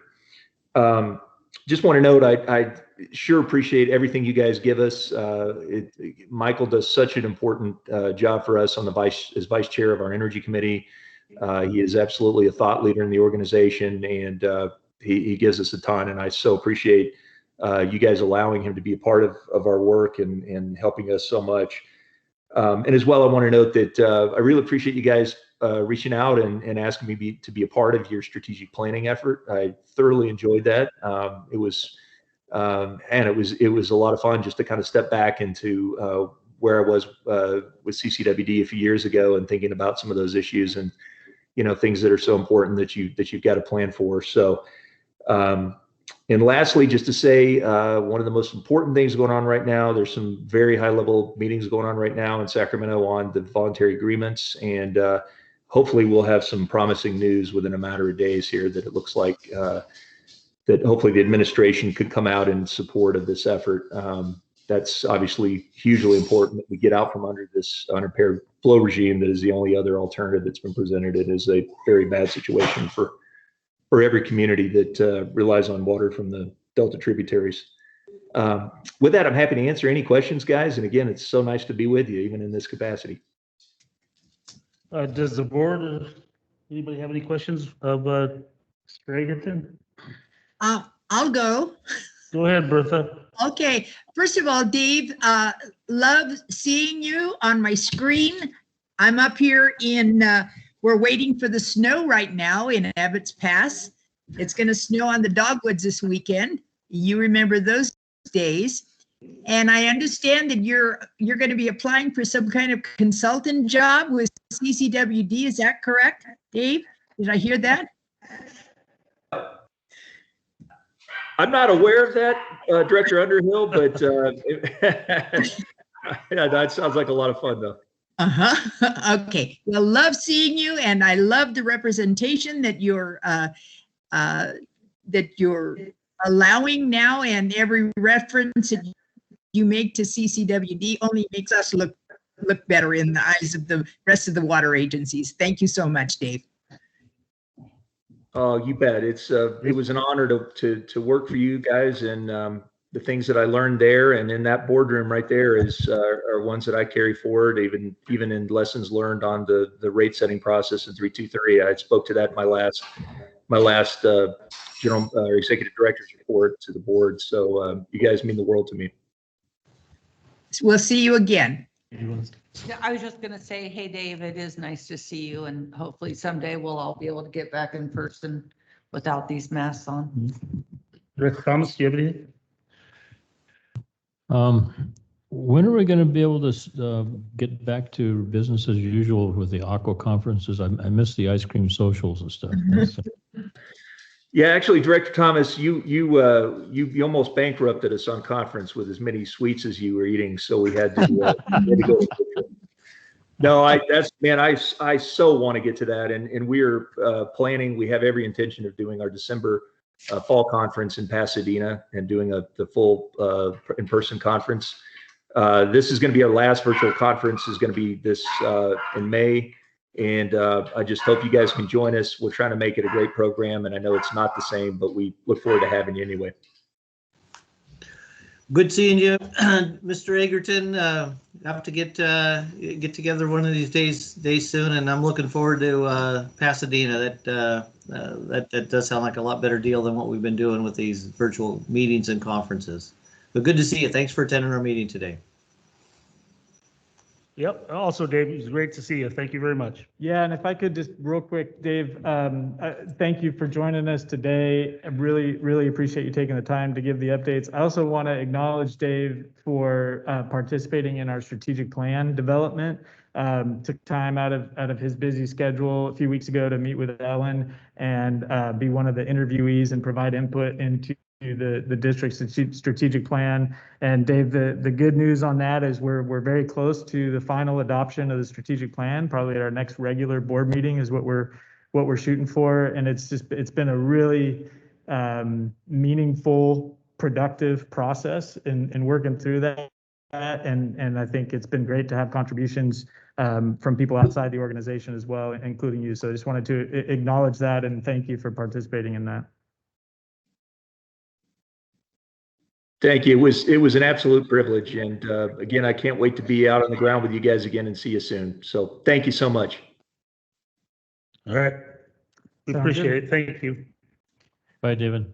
Okay, we'll move on to 3D discussion action regarding SB 323, proposing a statute of limitations for the enactment of water and sewer rates. Make clear. Yeah, Dave was supposed to cover all the technical details on this bill, and we didn't even get to that barely, but no. It is something that I think we should support, and Aqua is looking to get as many agencies to sign on as they can to demonstrate to the legislature how important it is. And essentially, it's a liability cutoff for rate processes, rates and fees. It still gives people a fair opportunity to participate in the process and challenge conclusions that agencies reach. It just like CEQA or other processes that we go through, it just limits the time that they'd be able to challenge that. And there's pretty egregious examples out there of agencies getting sued, years after a rate study went into effect and having to, losing and having to pay the difference back somehow, and the liability, not just the cost of defending those lawsuits, but the liability is significant. So this preserves people's right to challenge the rates and fees that are being assessed, but it does it in a way that is also fair to the agencies. So the request here is that the board approve a motion to support the bill, and staff will take it from there and communicate that position to Aqua and other partners. Scott, do you have anything to add to that? I know we discussed it at the legislative committee the other day. Right. Yeah, we did it legal affairs committee meeting. And yeah, I've served on the Mountain Counties board. One of my fellow directors, Neil Cochran from Forest Hill, they actually were affected big time by this process. They had a 218 process years ago, and then it went through some litigation. This bill would alleviate that. It cost them a lot of money, and their ratepayers a lot of money to defend it. It was, and I heard about it over a period of 6 to 8 months that it was going on. I certainly would like to make sure that we do support this, and I'll make the motion that we support, send a letter of support on SB 323. Thank you. And I'd like to second that motion, and I would also like to report that it is snowing up here in Ebbets Pass. Great. All right. We only need about 10 more feet. Yeah. All right. Thank you both. Is there any other questions or comments from the board? Any public comment? Please call the roll. Director Cicada? Yes. Director Thomas, Yes. Director Ratterman, Yes. Director Underhill, Yes. President Davidson. Yes. And Okay, this, we'll move on. this is a letter that's signed by a president of the board, correct? I heard, I think I heard somebody say that it's all we got to do is vote on it, nothing else to do. But is that the case, that the board is the one that's supporting this? We can do it that way. There's probably going to be multiple letters and they're going to add us just to the list of agencies. It helps beef up the statistics that they have in terms of the number of agencies that have supported this. Either way. Okay, I see. Yeah. All right. No problem. Just a question. Thank you. Okay, we're gonna move on to 5A, discussion action granting authorization to issue certificates of participation for the automatic radio reader program, approval of related legal documents and resolutions. Okay, so this, we've gone through various board presentations with regards to the USDA loan. So that's what this is. Specifically, we're making this next step to bring these agreements back towards USDA so they can go ahead and start funding. And then as we incur costs, then we'll submit reimbursements to them. And then, so this isn't like we get the full dollar amount upfront. So it's still set at that $5 million loan and the $1 million grant. But if you recall, unless something crazy happens, we're under that $6 million total. So we won't actually hit that loan or that grant amount. But we, that is the terms of the original application and the agreement. So we're keeping it all in tune with that. The good news is that our not getting this done earlier has actually saved us money because the rate to borrow has decreased. So when we first started this conversation way back when, I think we were talking about 2.75 or 2.5 in 2019. It's 1.75 now. So pretty cheap. So in this particular action, you'll stay convened as the Calaveras County Water District, and you'll go through the approval of these individual resolutions, and then you would need to, what do you call it? Reconvene. Adjourn and then reconvene as the Public Financing Authority and then approve that third resolution. And then you can adjourn and then reconvene as the Calaveras County Water District. So the first item is approving a trust agreement, installment, sale agreement, assignment agreement, and certain other documents in connection with the authorization, preparation, sale, and delivery of the Calaveras County Water District Public Financing Authority Series 2021 Water Revenue Certificates of Participation.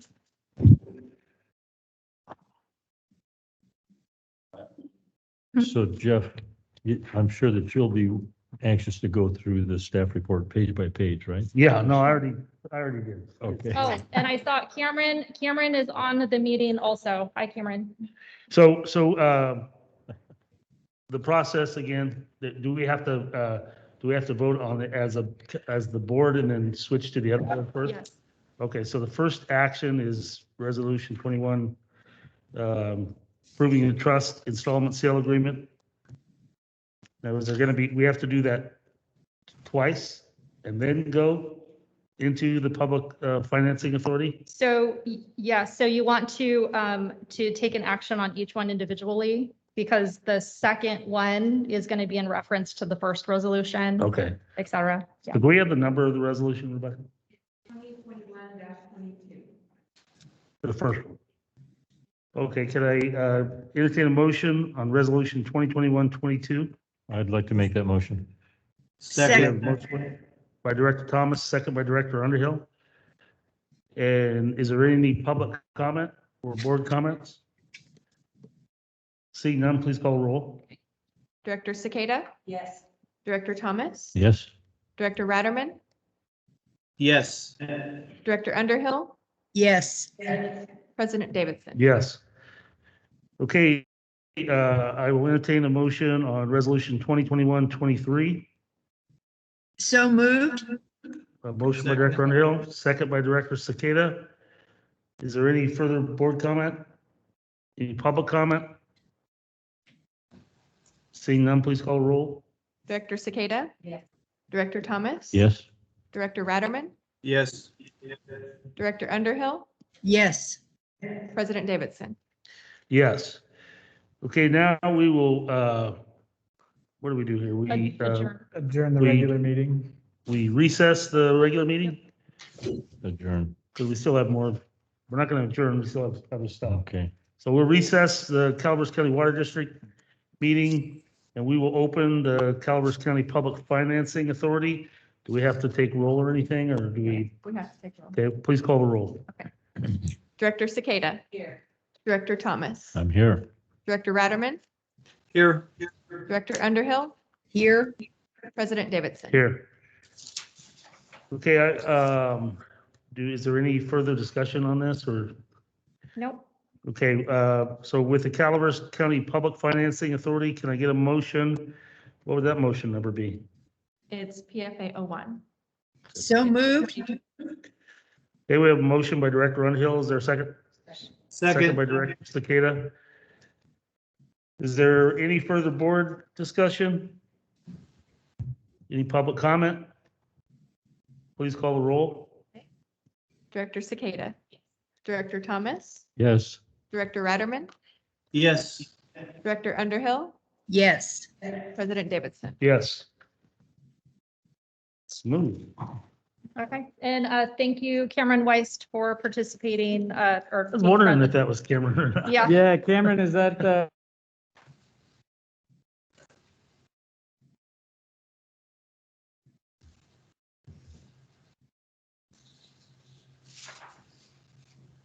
Always had a great experience dealing with that law firm and with all of our refinancing over the years. I mean, There he is.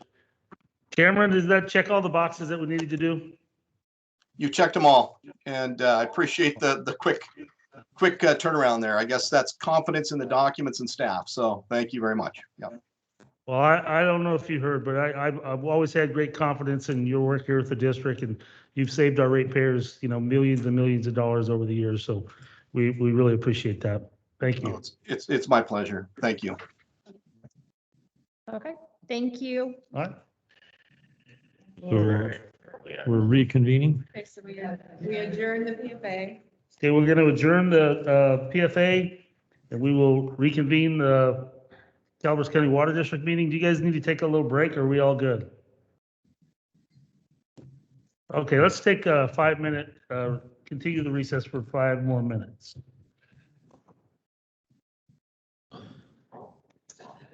yeah.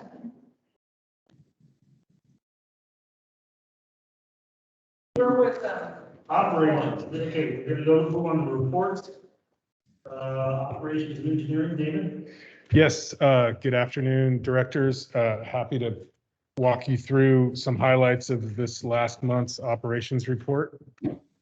So if you look at slide 2, just want to continue to highlight the work that's done by the distribution crew out in Rancho Calaveras. So this is a 2-inch water main repair. You can see 2 Romac couplings and a section of PVC pipe that's connecting the Romacs. So always something. This one happened to have happen on Davidson Court.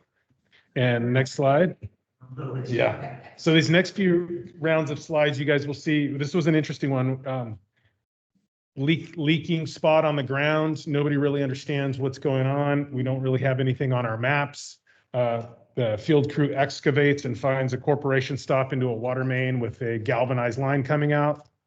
Turns out, if you go to the next slide, they follow it to a buried meter box, which has an air relief valve in it that didn't exist on any map. So we exposed the air relief valve, replumbed the air relief valve, and rebuilt it. So now we have it on our maps. It's accounted for, the leak was repaired. And so these are some of the things that distribution crews encounter from time to time. Definitely makes for an interesting afternoon. And so does this next slide.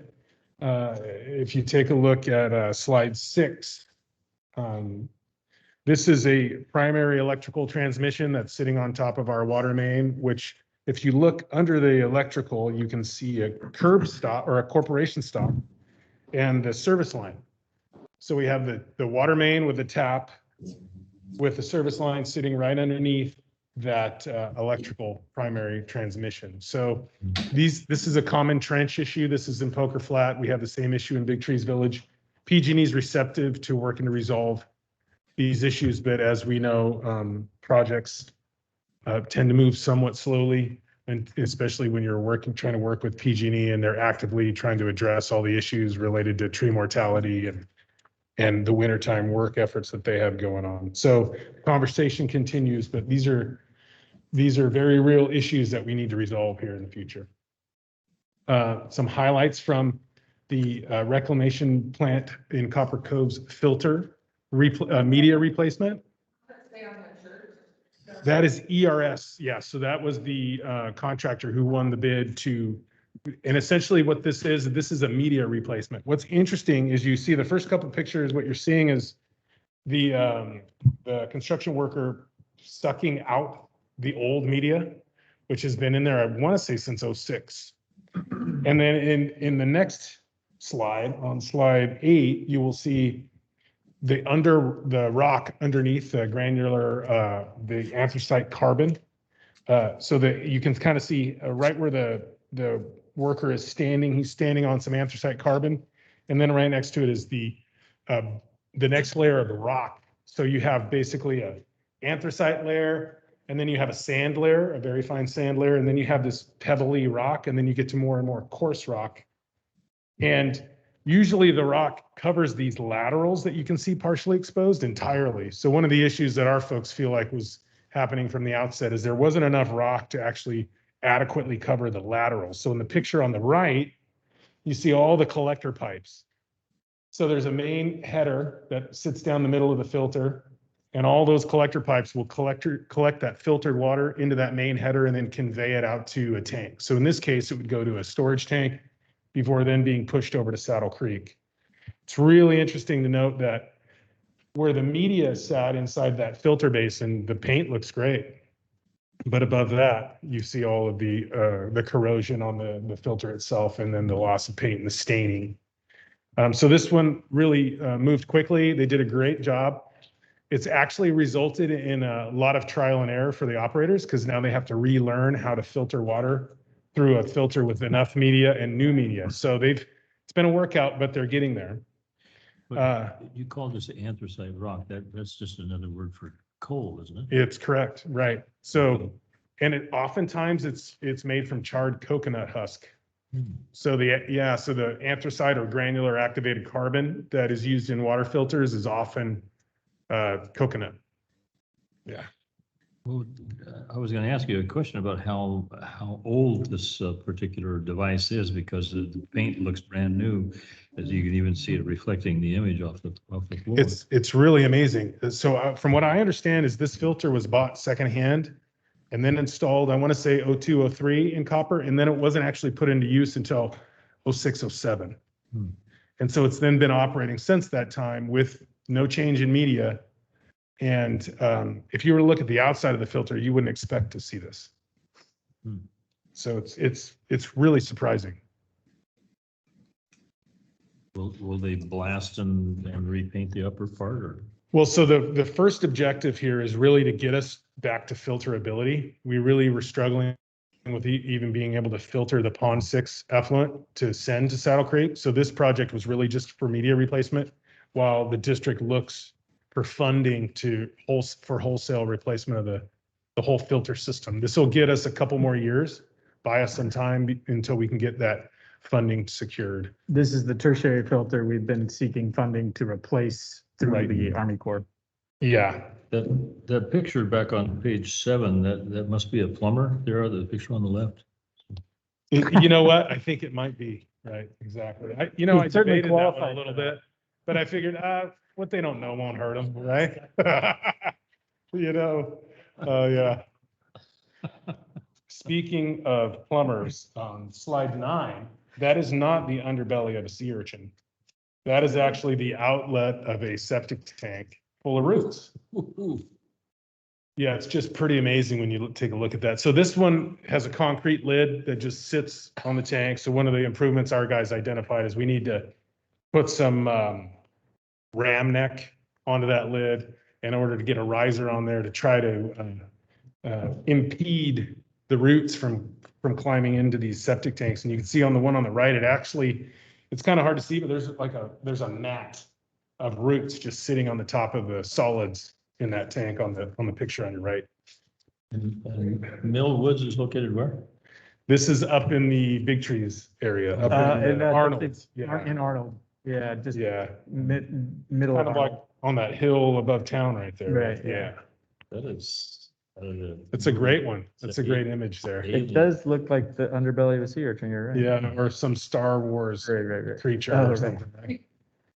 Yeah, so if you take a look at slide 10, this is a recent improvement our construction crew did. We have this air relief valve on the septic tank effluent system for Vallecito that conveys the sewage over to the wastewater treatment plant. And there were no bollards around this air relief valve. And there was an accident, a hit and run actually ran into the lid of the air relief valve, damaged the top of the ARV. So we had a crew out at 6 o'clock in the morning on a weekend, made the repair, reported the discharge. It was a nominal amount of sewage discharged. And then, so this is just kind of one of those IDs where you say, you know what, we need to put some bollards up, let's protect this. The crew knocked it out straight away. And then, so Jessica and I were on an interesting site visit to the Sheep Ranch raw water diversion. And these are some images of the trail to the diversion. I don't know if you've all been back there, but it's quite a sight. And what is it about a mile or 3/4 of a mile back? And so you walk the alignment of the old ditch, which has the pipe in it now, and it's been backfilled, but certain sections are above ground or hanging off the side of the mountain. And so that's what these pictures illustrate.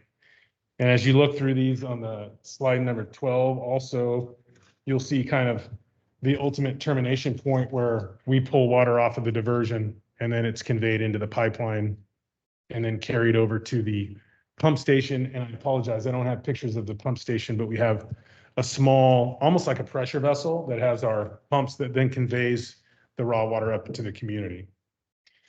So quite an interesting one. And then on the next slide, you can actually see where there was a repair made. Yeah, go ahead. On slide number 12 there, where is that pipe taking water from right there? So there's kind of a containment dam, I would say, that's on San Antonio Creek. It's a diversion on San Antonio Creek downstream of White Pines. Right. Thank you. Yeah, and if we go, so on the next slide, you'll see the repair, and then on the next slide after that, you'll see a bigger picture of that, Director Ratterman. On slide 14, you'll see kind of, so if you were to pan to your right from that box, that conveyance box, where we're pulling the water into the pipeline, this is what you're gonna see. So there's kind of a diversion, a pool above with the waterfall downstream back into the creek. Cool, thank you. Yeah, and really I wanted to highlight the Sheep Ranch diversion just because of the fact of how long the pipeline is, how remote it is, how exposed it is. And it's just really an eye opener when you start to contemplate, yeah. Is this like one of those fish ladder things? That's a great question. It looks like it's a support, but you never know. No, stand up there, stand up. Well, we gotta get the vote reservoir. Yeah. No, it looks like it. It's a beautiful spot. The directors need to turn their microphones back on. Oh, gotcha. Yeah, I can hear you, Damon, but Cindy and Jeff, I think, just spoke and can't hear anything they're saying. Got it. They're Well, mic'd it up now. wasn't anything important. I No, just was no, wondering. Damon said, what a great question, and I didn't even hear it. On that picture, it looks like that may have been one of those fish ladders, to get up over the dam. Oh, right. That was for the Delta smelt. Yeah. Yes, To get up into the foothills, right? that's where they're hiding. Yes. Well, thank you. Appreciate it. And oh, sorry, go ahead, President Davidson. Go ahead. Did you have something to ask of Dana? No, I was going to start my report, but you hadn't gotten there yet. Does anybody else have anything of Dana? Thank you, Damon. Good job. Thank you, guys. Appreciate it. Okay, we'll go to the general manager report. Sorry to jump the gun. I'm just really excited about this one. No, actually, the reason why I was going to jump right into it is because I have a Chief Branch item to report on as well, and it's kind of that was a good segue into some discussions we've been having that we'll probably be bringing back to the board in some form or another. But so I just want to give the board a quick update. The county and the Chief Branch Fire Department. And the effort is underway to utilize some of the Butte Fire Settlement funds that were allocated for the Sheep Ranch Fire Department to install a tank that would be dedicated for fire suppression in Sheep Ranch. Because as we know up there, and as the fire departments are all too aware of, the distribution system up there, well, not just the distribution system, but the whole system is inadequate for supporting any sort of fire flow. The intake to the treatment plant can only provide 30 gallons a minute, and the largest transmission main up there, distribution main up there, I think is 2 inches. So there's nothing remotely resembling fire flow, but a dedicated tank would provide at least a fill station. And so we're working on collaborating with them on that, and I think it's probably in the district's interest to supplement what they have, the resources they have to direct towards the problem. So that's probably something we'd be bringing back to the board in the near future. So I think we briefly mentioned an issue with the mail, and it's been 3 weeks between board meetings, so it seems like a long time ago now. But, so I just wanted to give the board an update on that, as you may have heard about it from some of your constituents. But we had the post office had a glitch with their forwarding of their mail to our office, and they were returning mail to customers due to an error on their part, and it resulted in a lot of customers bills or their payments not being received on time. Late payments are automatically assessed, so we received a lot of complaints from those customers, and it was an extremely heavy lift on the part of customer service to field all those calls and refund all those late fees and get the issues squared away. So really appreciate the extra work that went into that. And just wanted to make sure the board's aware of it and that the problem's been resolved. And kudos to customer service for handling that the high call volume. Also wanted to point out a couple of other local partners that we've been meeting with. The Blue Experience Mutual Water Company, the board would recall probably back in September, I think it was, that we approved a temporary waiver of the capacity limitation. They're during the summer months, the wholesale agreement limits their capacity to 100,000 gallons per day. And due to the increased demand they were seeing last summer, they were exceeding that amount. We gave them a temporary waiver before this summer comes around. And so we've been discussing that issue with them. We have, I think, a tentative agreement, I'll call it, on how to calculate additional capacity fees. So when they are at the point where they need to buy additional capacity from the district, we have a formula, I think, in place that will still be subject to approval from both agencies' boards, but I think it makes sense, and I think it's fair and consistent with the contract. They've actually reported a decrease in demand back to their normal levels at this point. So the discussion was essentially that they want to wait and see, and if the demand continues at the level that it's at right now, or at least consistent with historical trends, so it stays below that 100,000 gallons per day that they need from the district, then they wouldn't be required to purchase any additional capacity. If it exceeds that amount, though, we have that formula in place where they know, okay, you need to buy X amount of capacity, and here's the formula here's how much it would cost you. And so they have that information so that they can plan for that circumstance. So I think it was a very productive discussion. We met there. Dave Hicks is retiring after 100 years there, I think. They've hired a GM to replace him. He's currently a treatment plant operator there. Seems like a very sharp young guy. So we're looking forward to getting to know Tyler Mayo a little better and continuing the partnership. And we'll keep an eye on that situation and report back to the board. If it does reach a point where they need to buy additional capacity, we'll be prepared for that. We also met with Snowshoe Springs, and both of those, Snowshoe and Blue Lake Springs, have both recently completed essentially replacing their distribution systems. And Snowshoe did it all in one shot. I think it was a $3 million USDA loan. Blue Lake Springs had done part of it 10 years ago, and they finished the rest of it over the last couple of years with a $12 million USDA project. So pretty significant construction for both of those entities, and they're both wholesale customers of the district. So it's good for us to stay in touch with them on an operational level and maintain those relationships and make sure that the agreements are working with that wholesale arrangement. We also met, I think I reported last month that Donna Leatherman's retired at CPUD.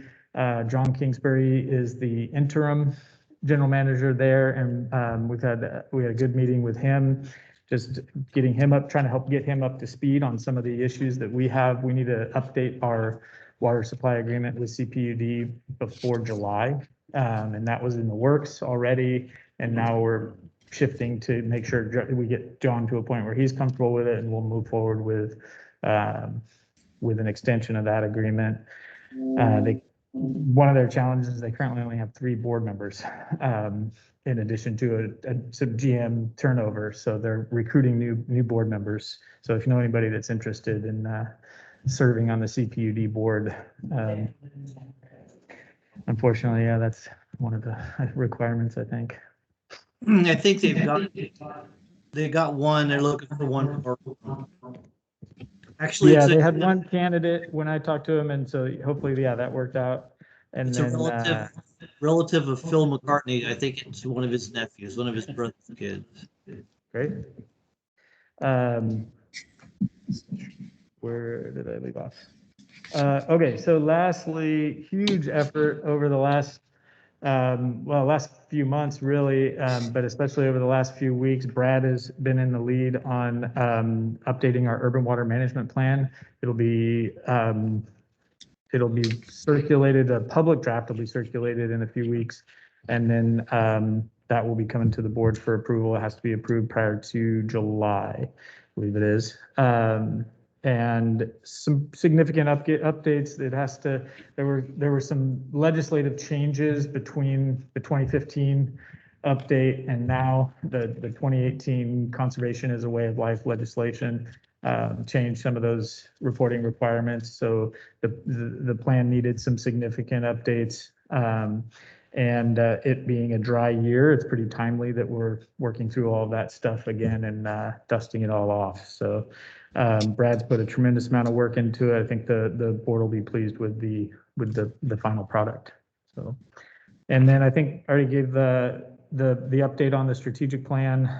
We've been working with the consultant on finalizing the plan, and should have that ready for the board at our next board meeting. So we're really excited about that. And I believe that's it. All right, thank you. I have Any questions of Michael? Yeah, Michael, you were talking about all those up the mountain developments and stuff, but how about Sequoia Woods? I understand they're golfing again. Is that having a good effect on our operations there, spray fields and that kind of stuff? We don't deliver water to Sequoia Woods, or we don't deliver any treated water effluent. So you mean Forest Meadows? Gotcha. Yeah, that is a big development. Thank you. Forest Meadows Golf Course is reopening. Is it today or this week? I think later. I think it's this weekend. And I saw Dan Bakke driving up the hill with a trailer, pulling a trailer full of golf carts the other day through Murphy's. So they're reopening and they're gonna restart their golf operations. They, to their credit, they never stopped operating the system in a way that was consistent with our operations or our needs. So they lived up to their end of the agreement even when they weren't operating any golf courses. So that was a relief, but it's, I think, even better to see the golf course in operation. And hopefully that will be, it'll continue to operate the way it has before. Okay, and Dave Egerton mentioned that phrase about the unimpaired flows and stuff, the voluntary agreements. Do you get the sense that the water czars are going to be more realistic in the future than they have been in the past? Tough one.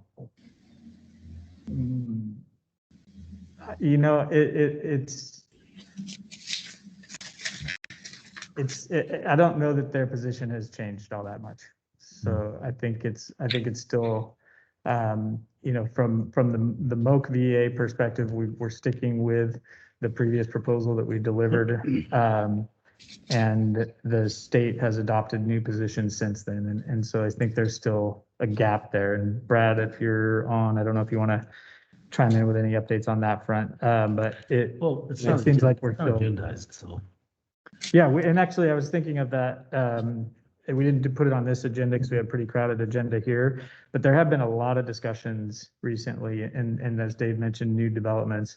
So it might be a time to put a VA update on the board agenda and bring an update back and update the board on those discussions.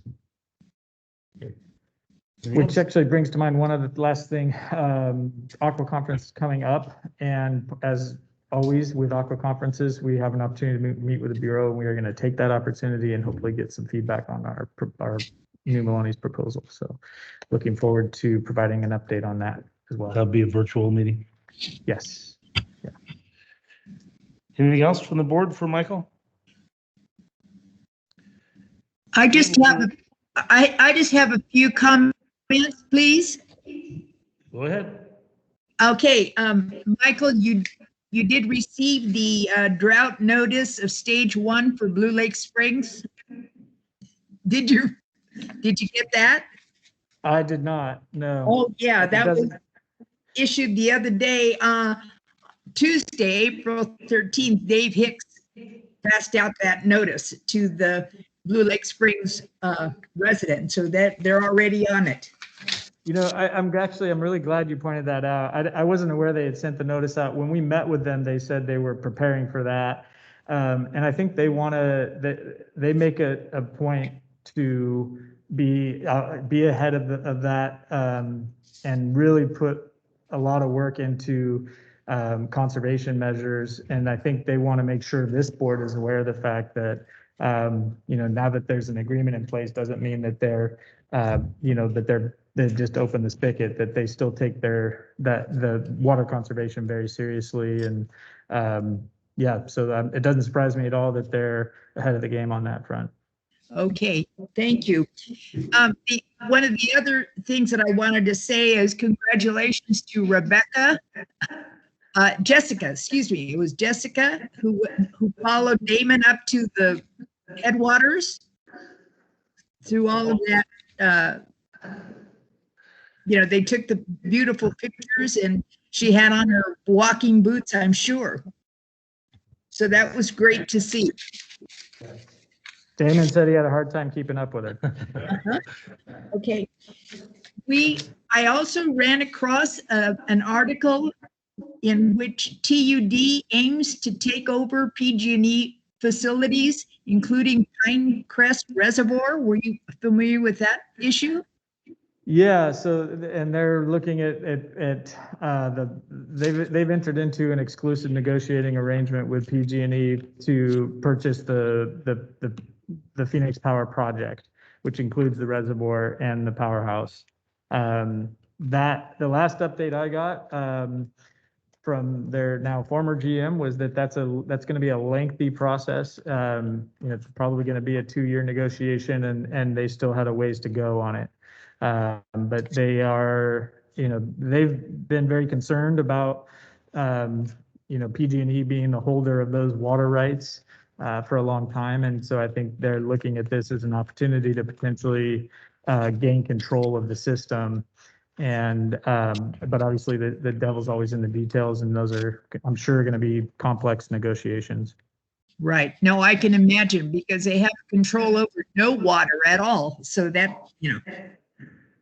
Right. that's going to be interesting. And then my last one is a Gmail that came from one of our customers concerning White Pines Lake. And this has to do with the rope swing over the lake being a potential, hazard or an accident waiting to happen. And I'm sure that, you're on top of it and everybody knows what's going on up there, and it happens every year. It happens every year. And just so we're aware of it now. Absolutely. We will be in touch with them.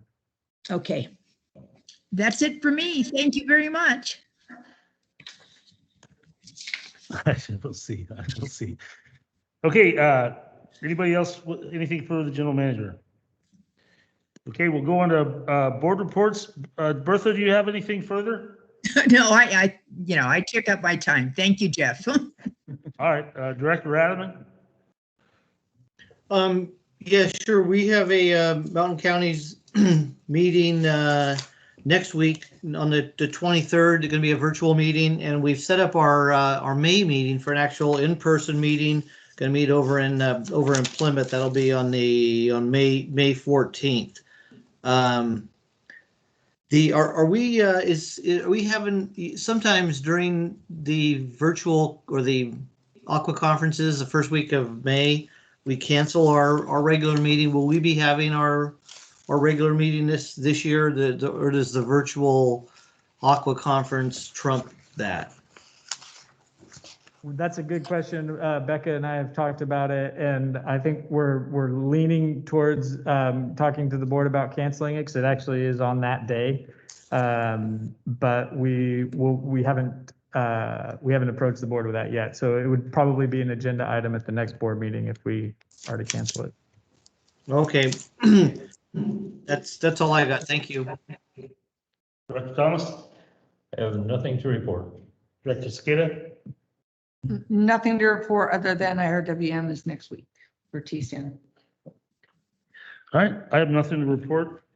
We will adjourn into closed session for conference with real property negotiations and government code. I'm sorry, it's 11A. 11B is government code 549576, agency negotiations. General Manager Michael Meekler, Stacy Lawler, Michael Jarvis regarding employee organization SEIU Local 1020 Management Confidential. Is there any public comment on closed session? Is there another one also, or? Okay, we will adjourn into closed session. Thank you. Bye, you guys. Thank you. Thank you. Have a good week. Well, I just wasn't sure if we were gonna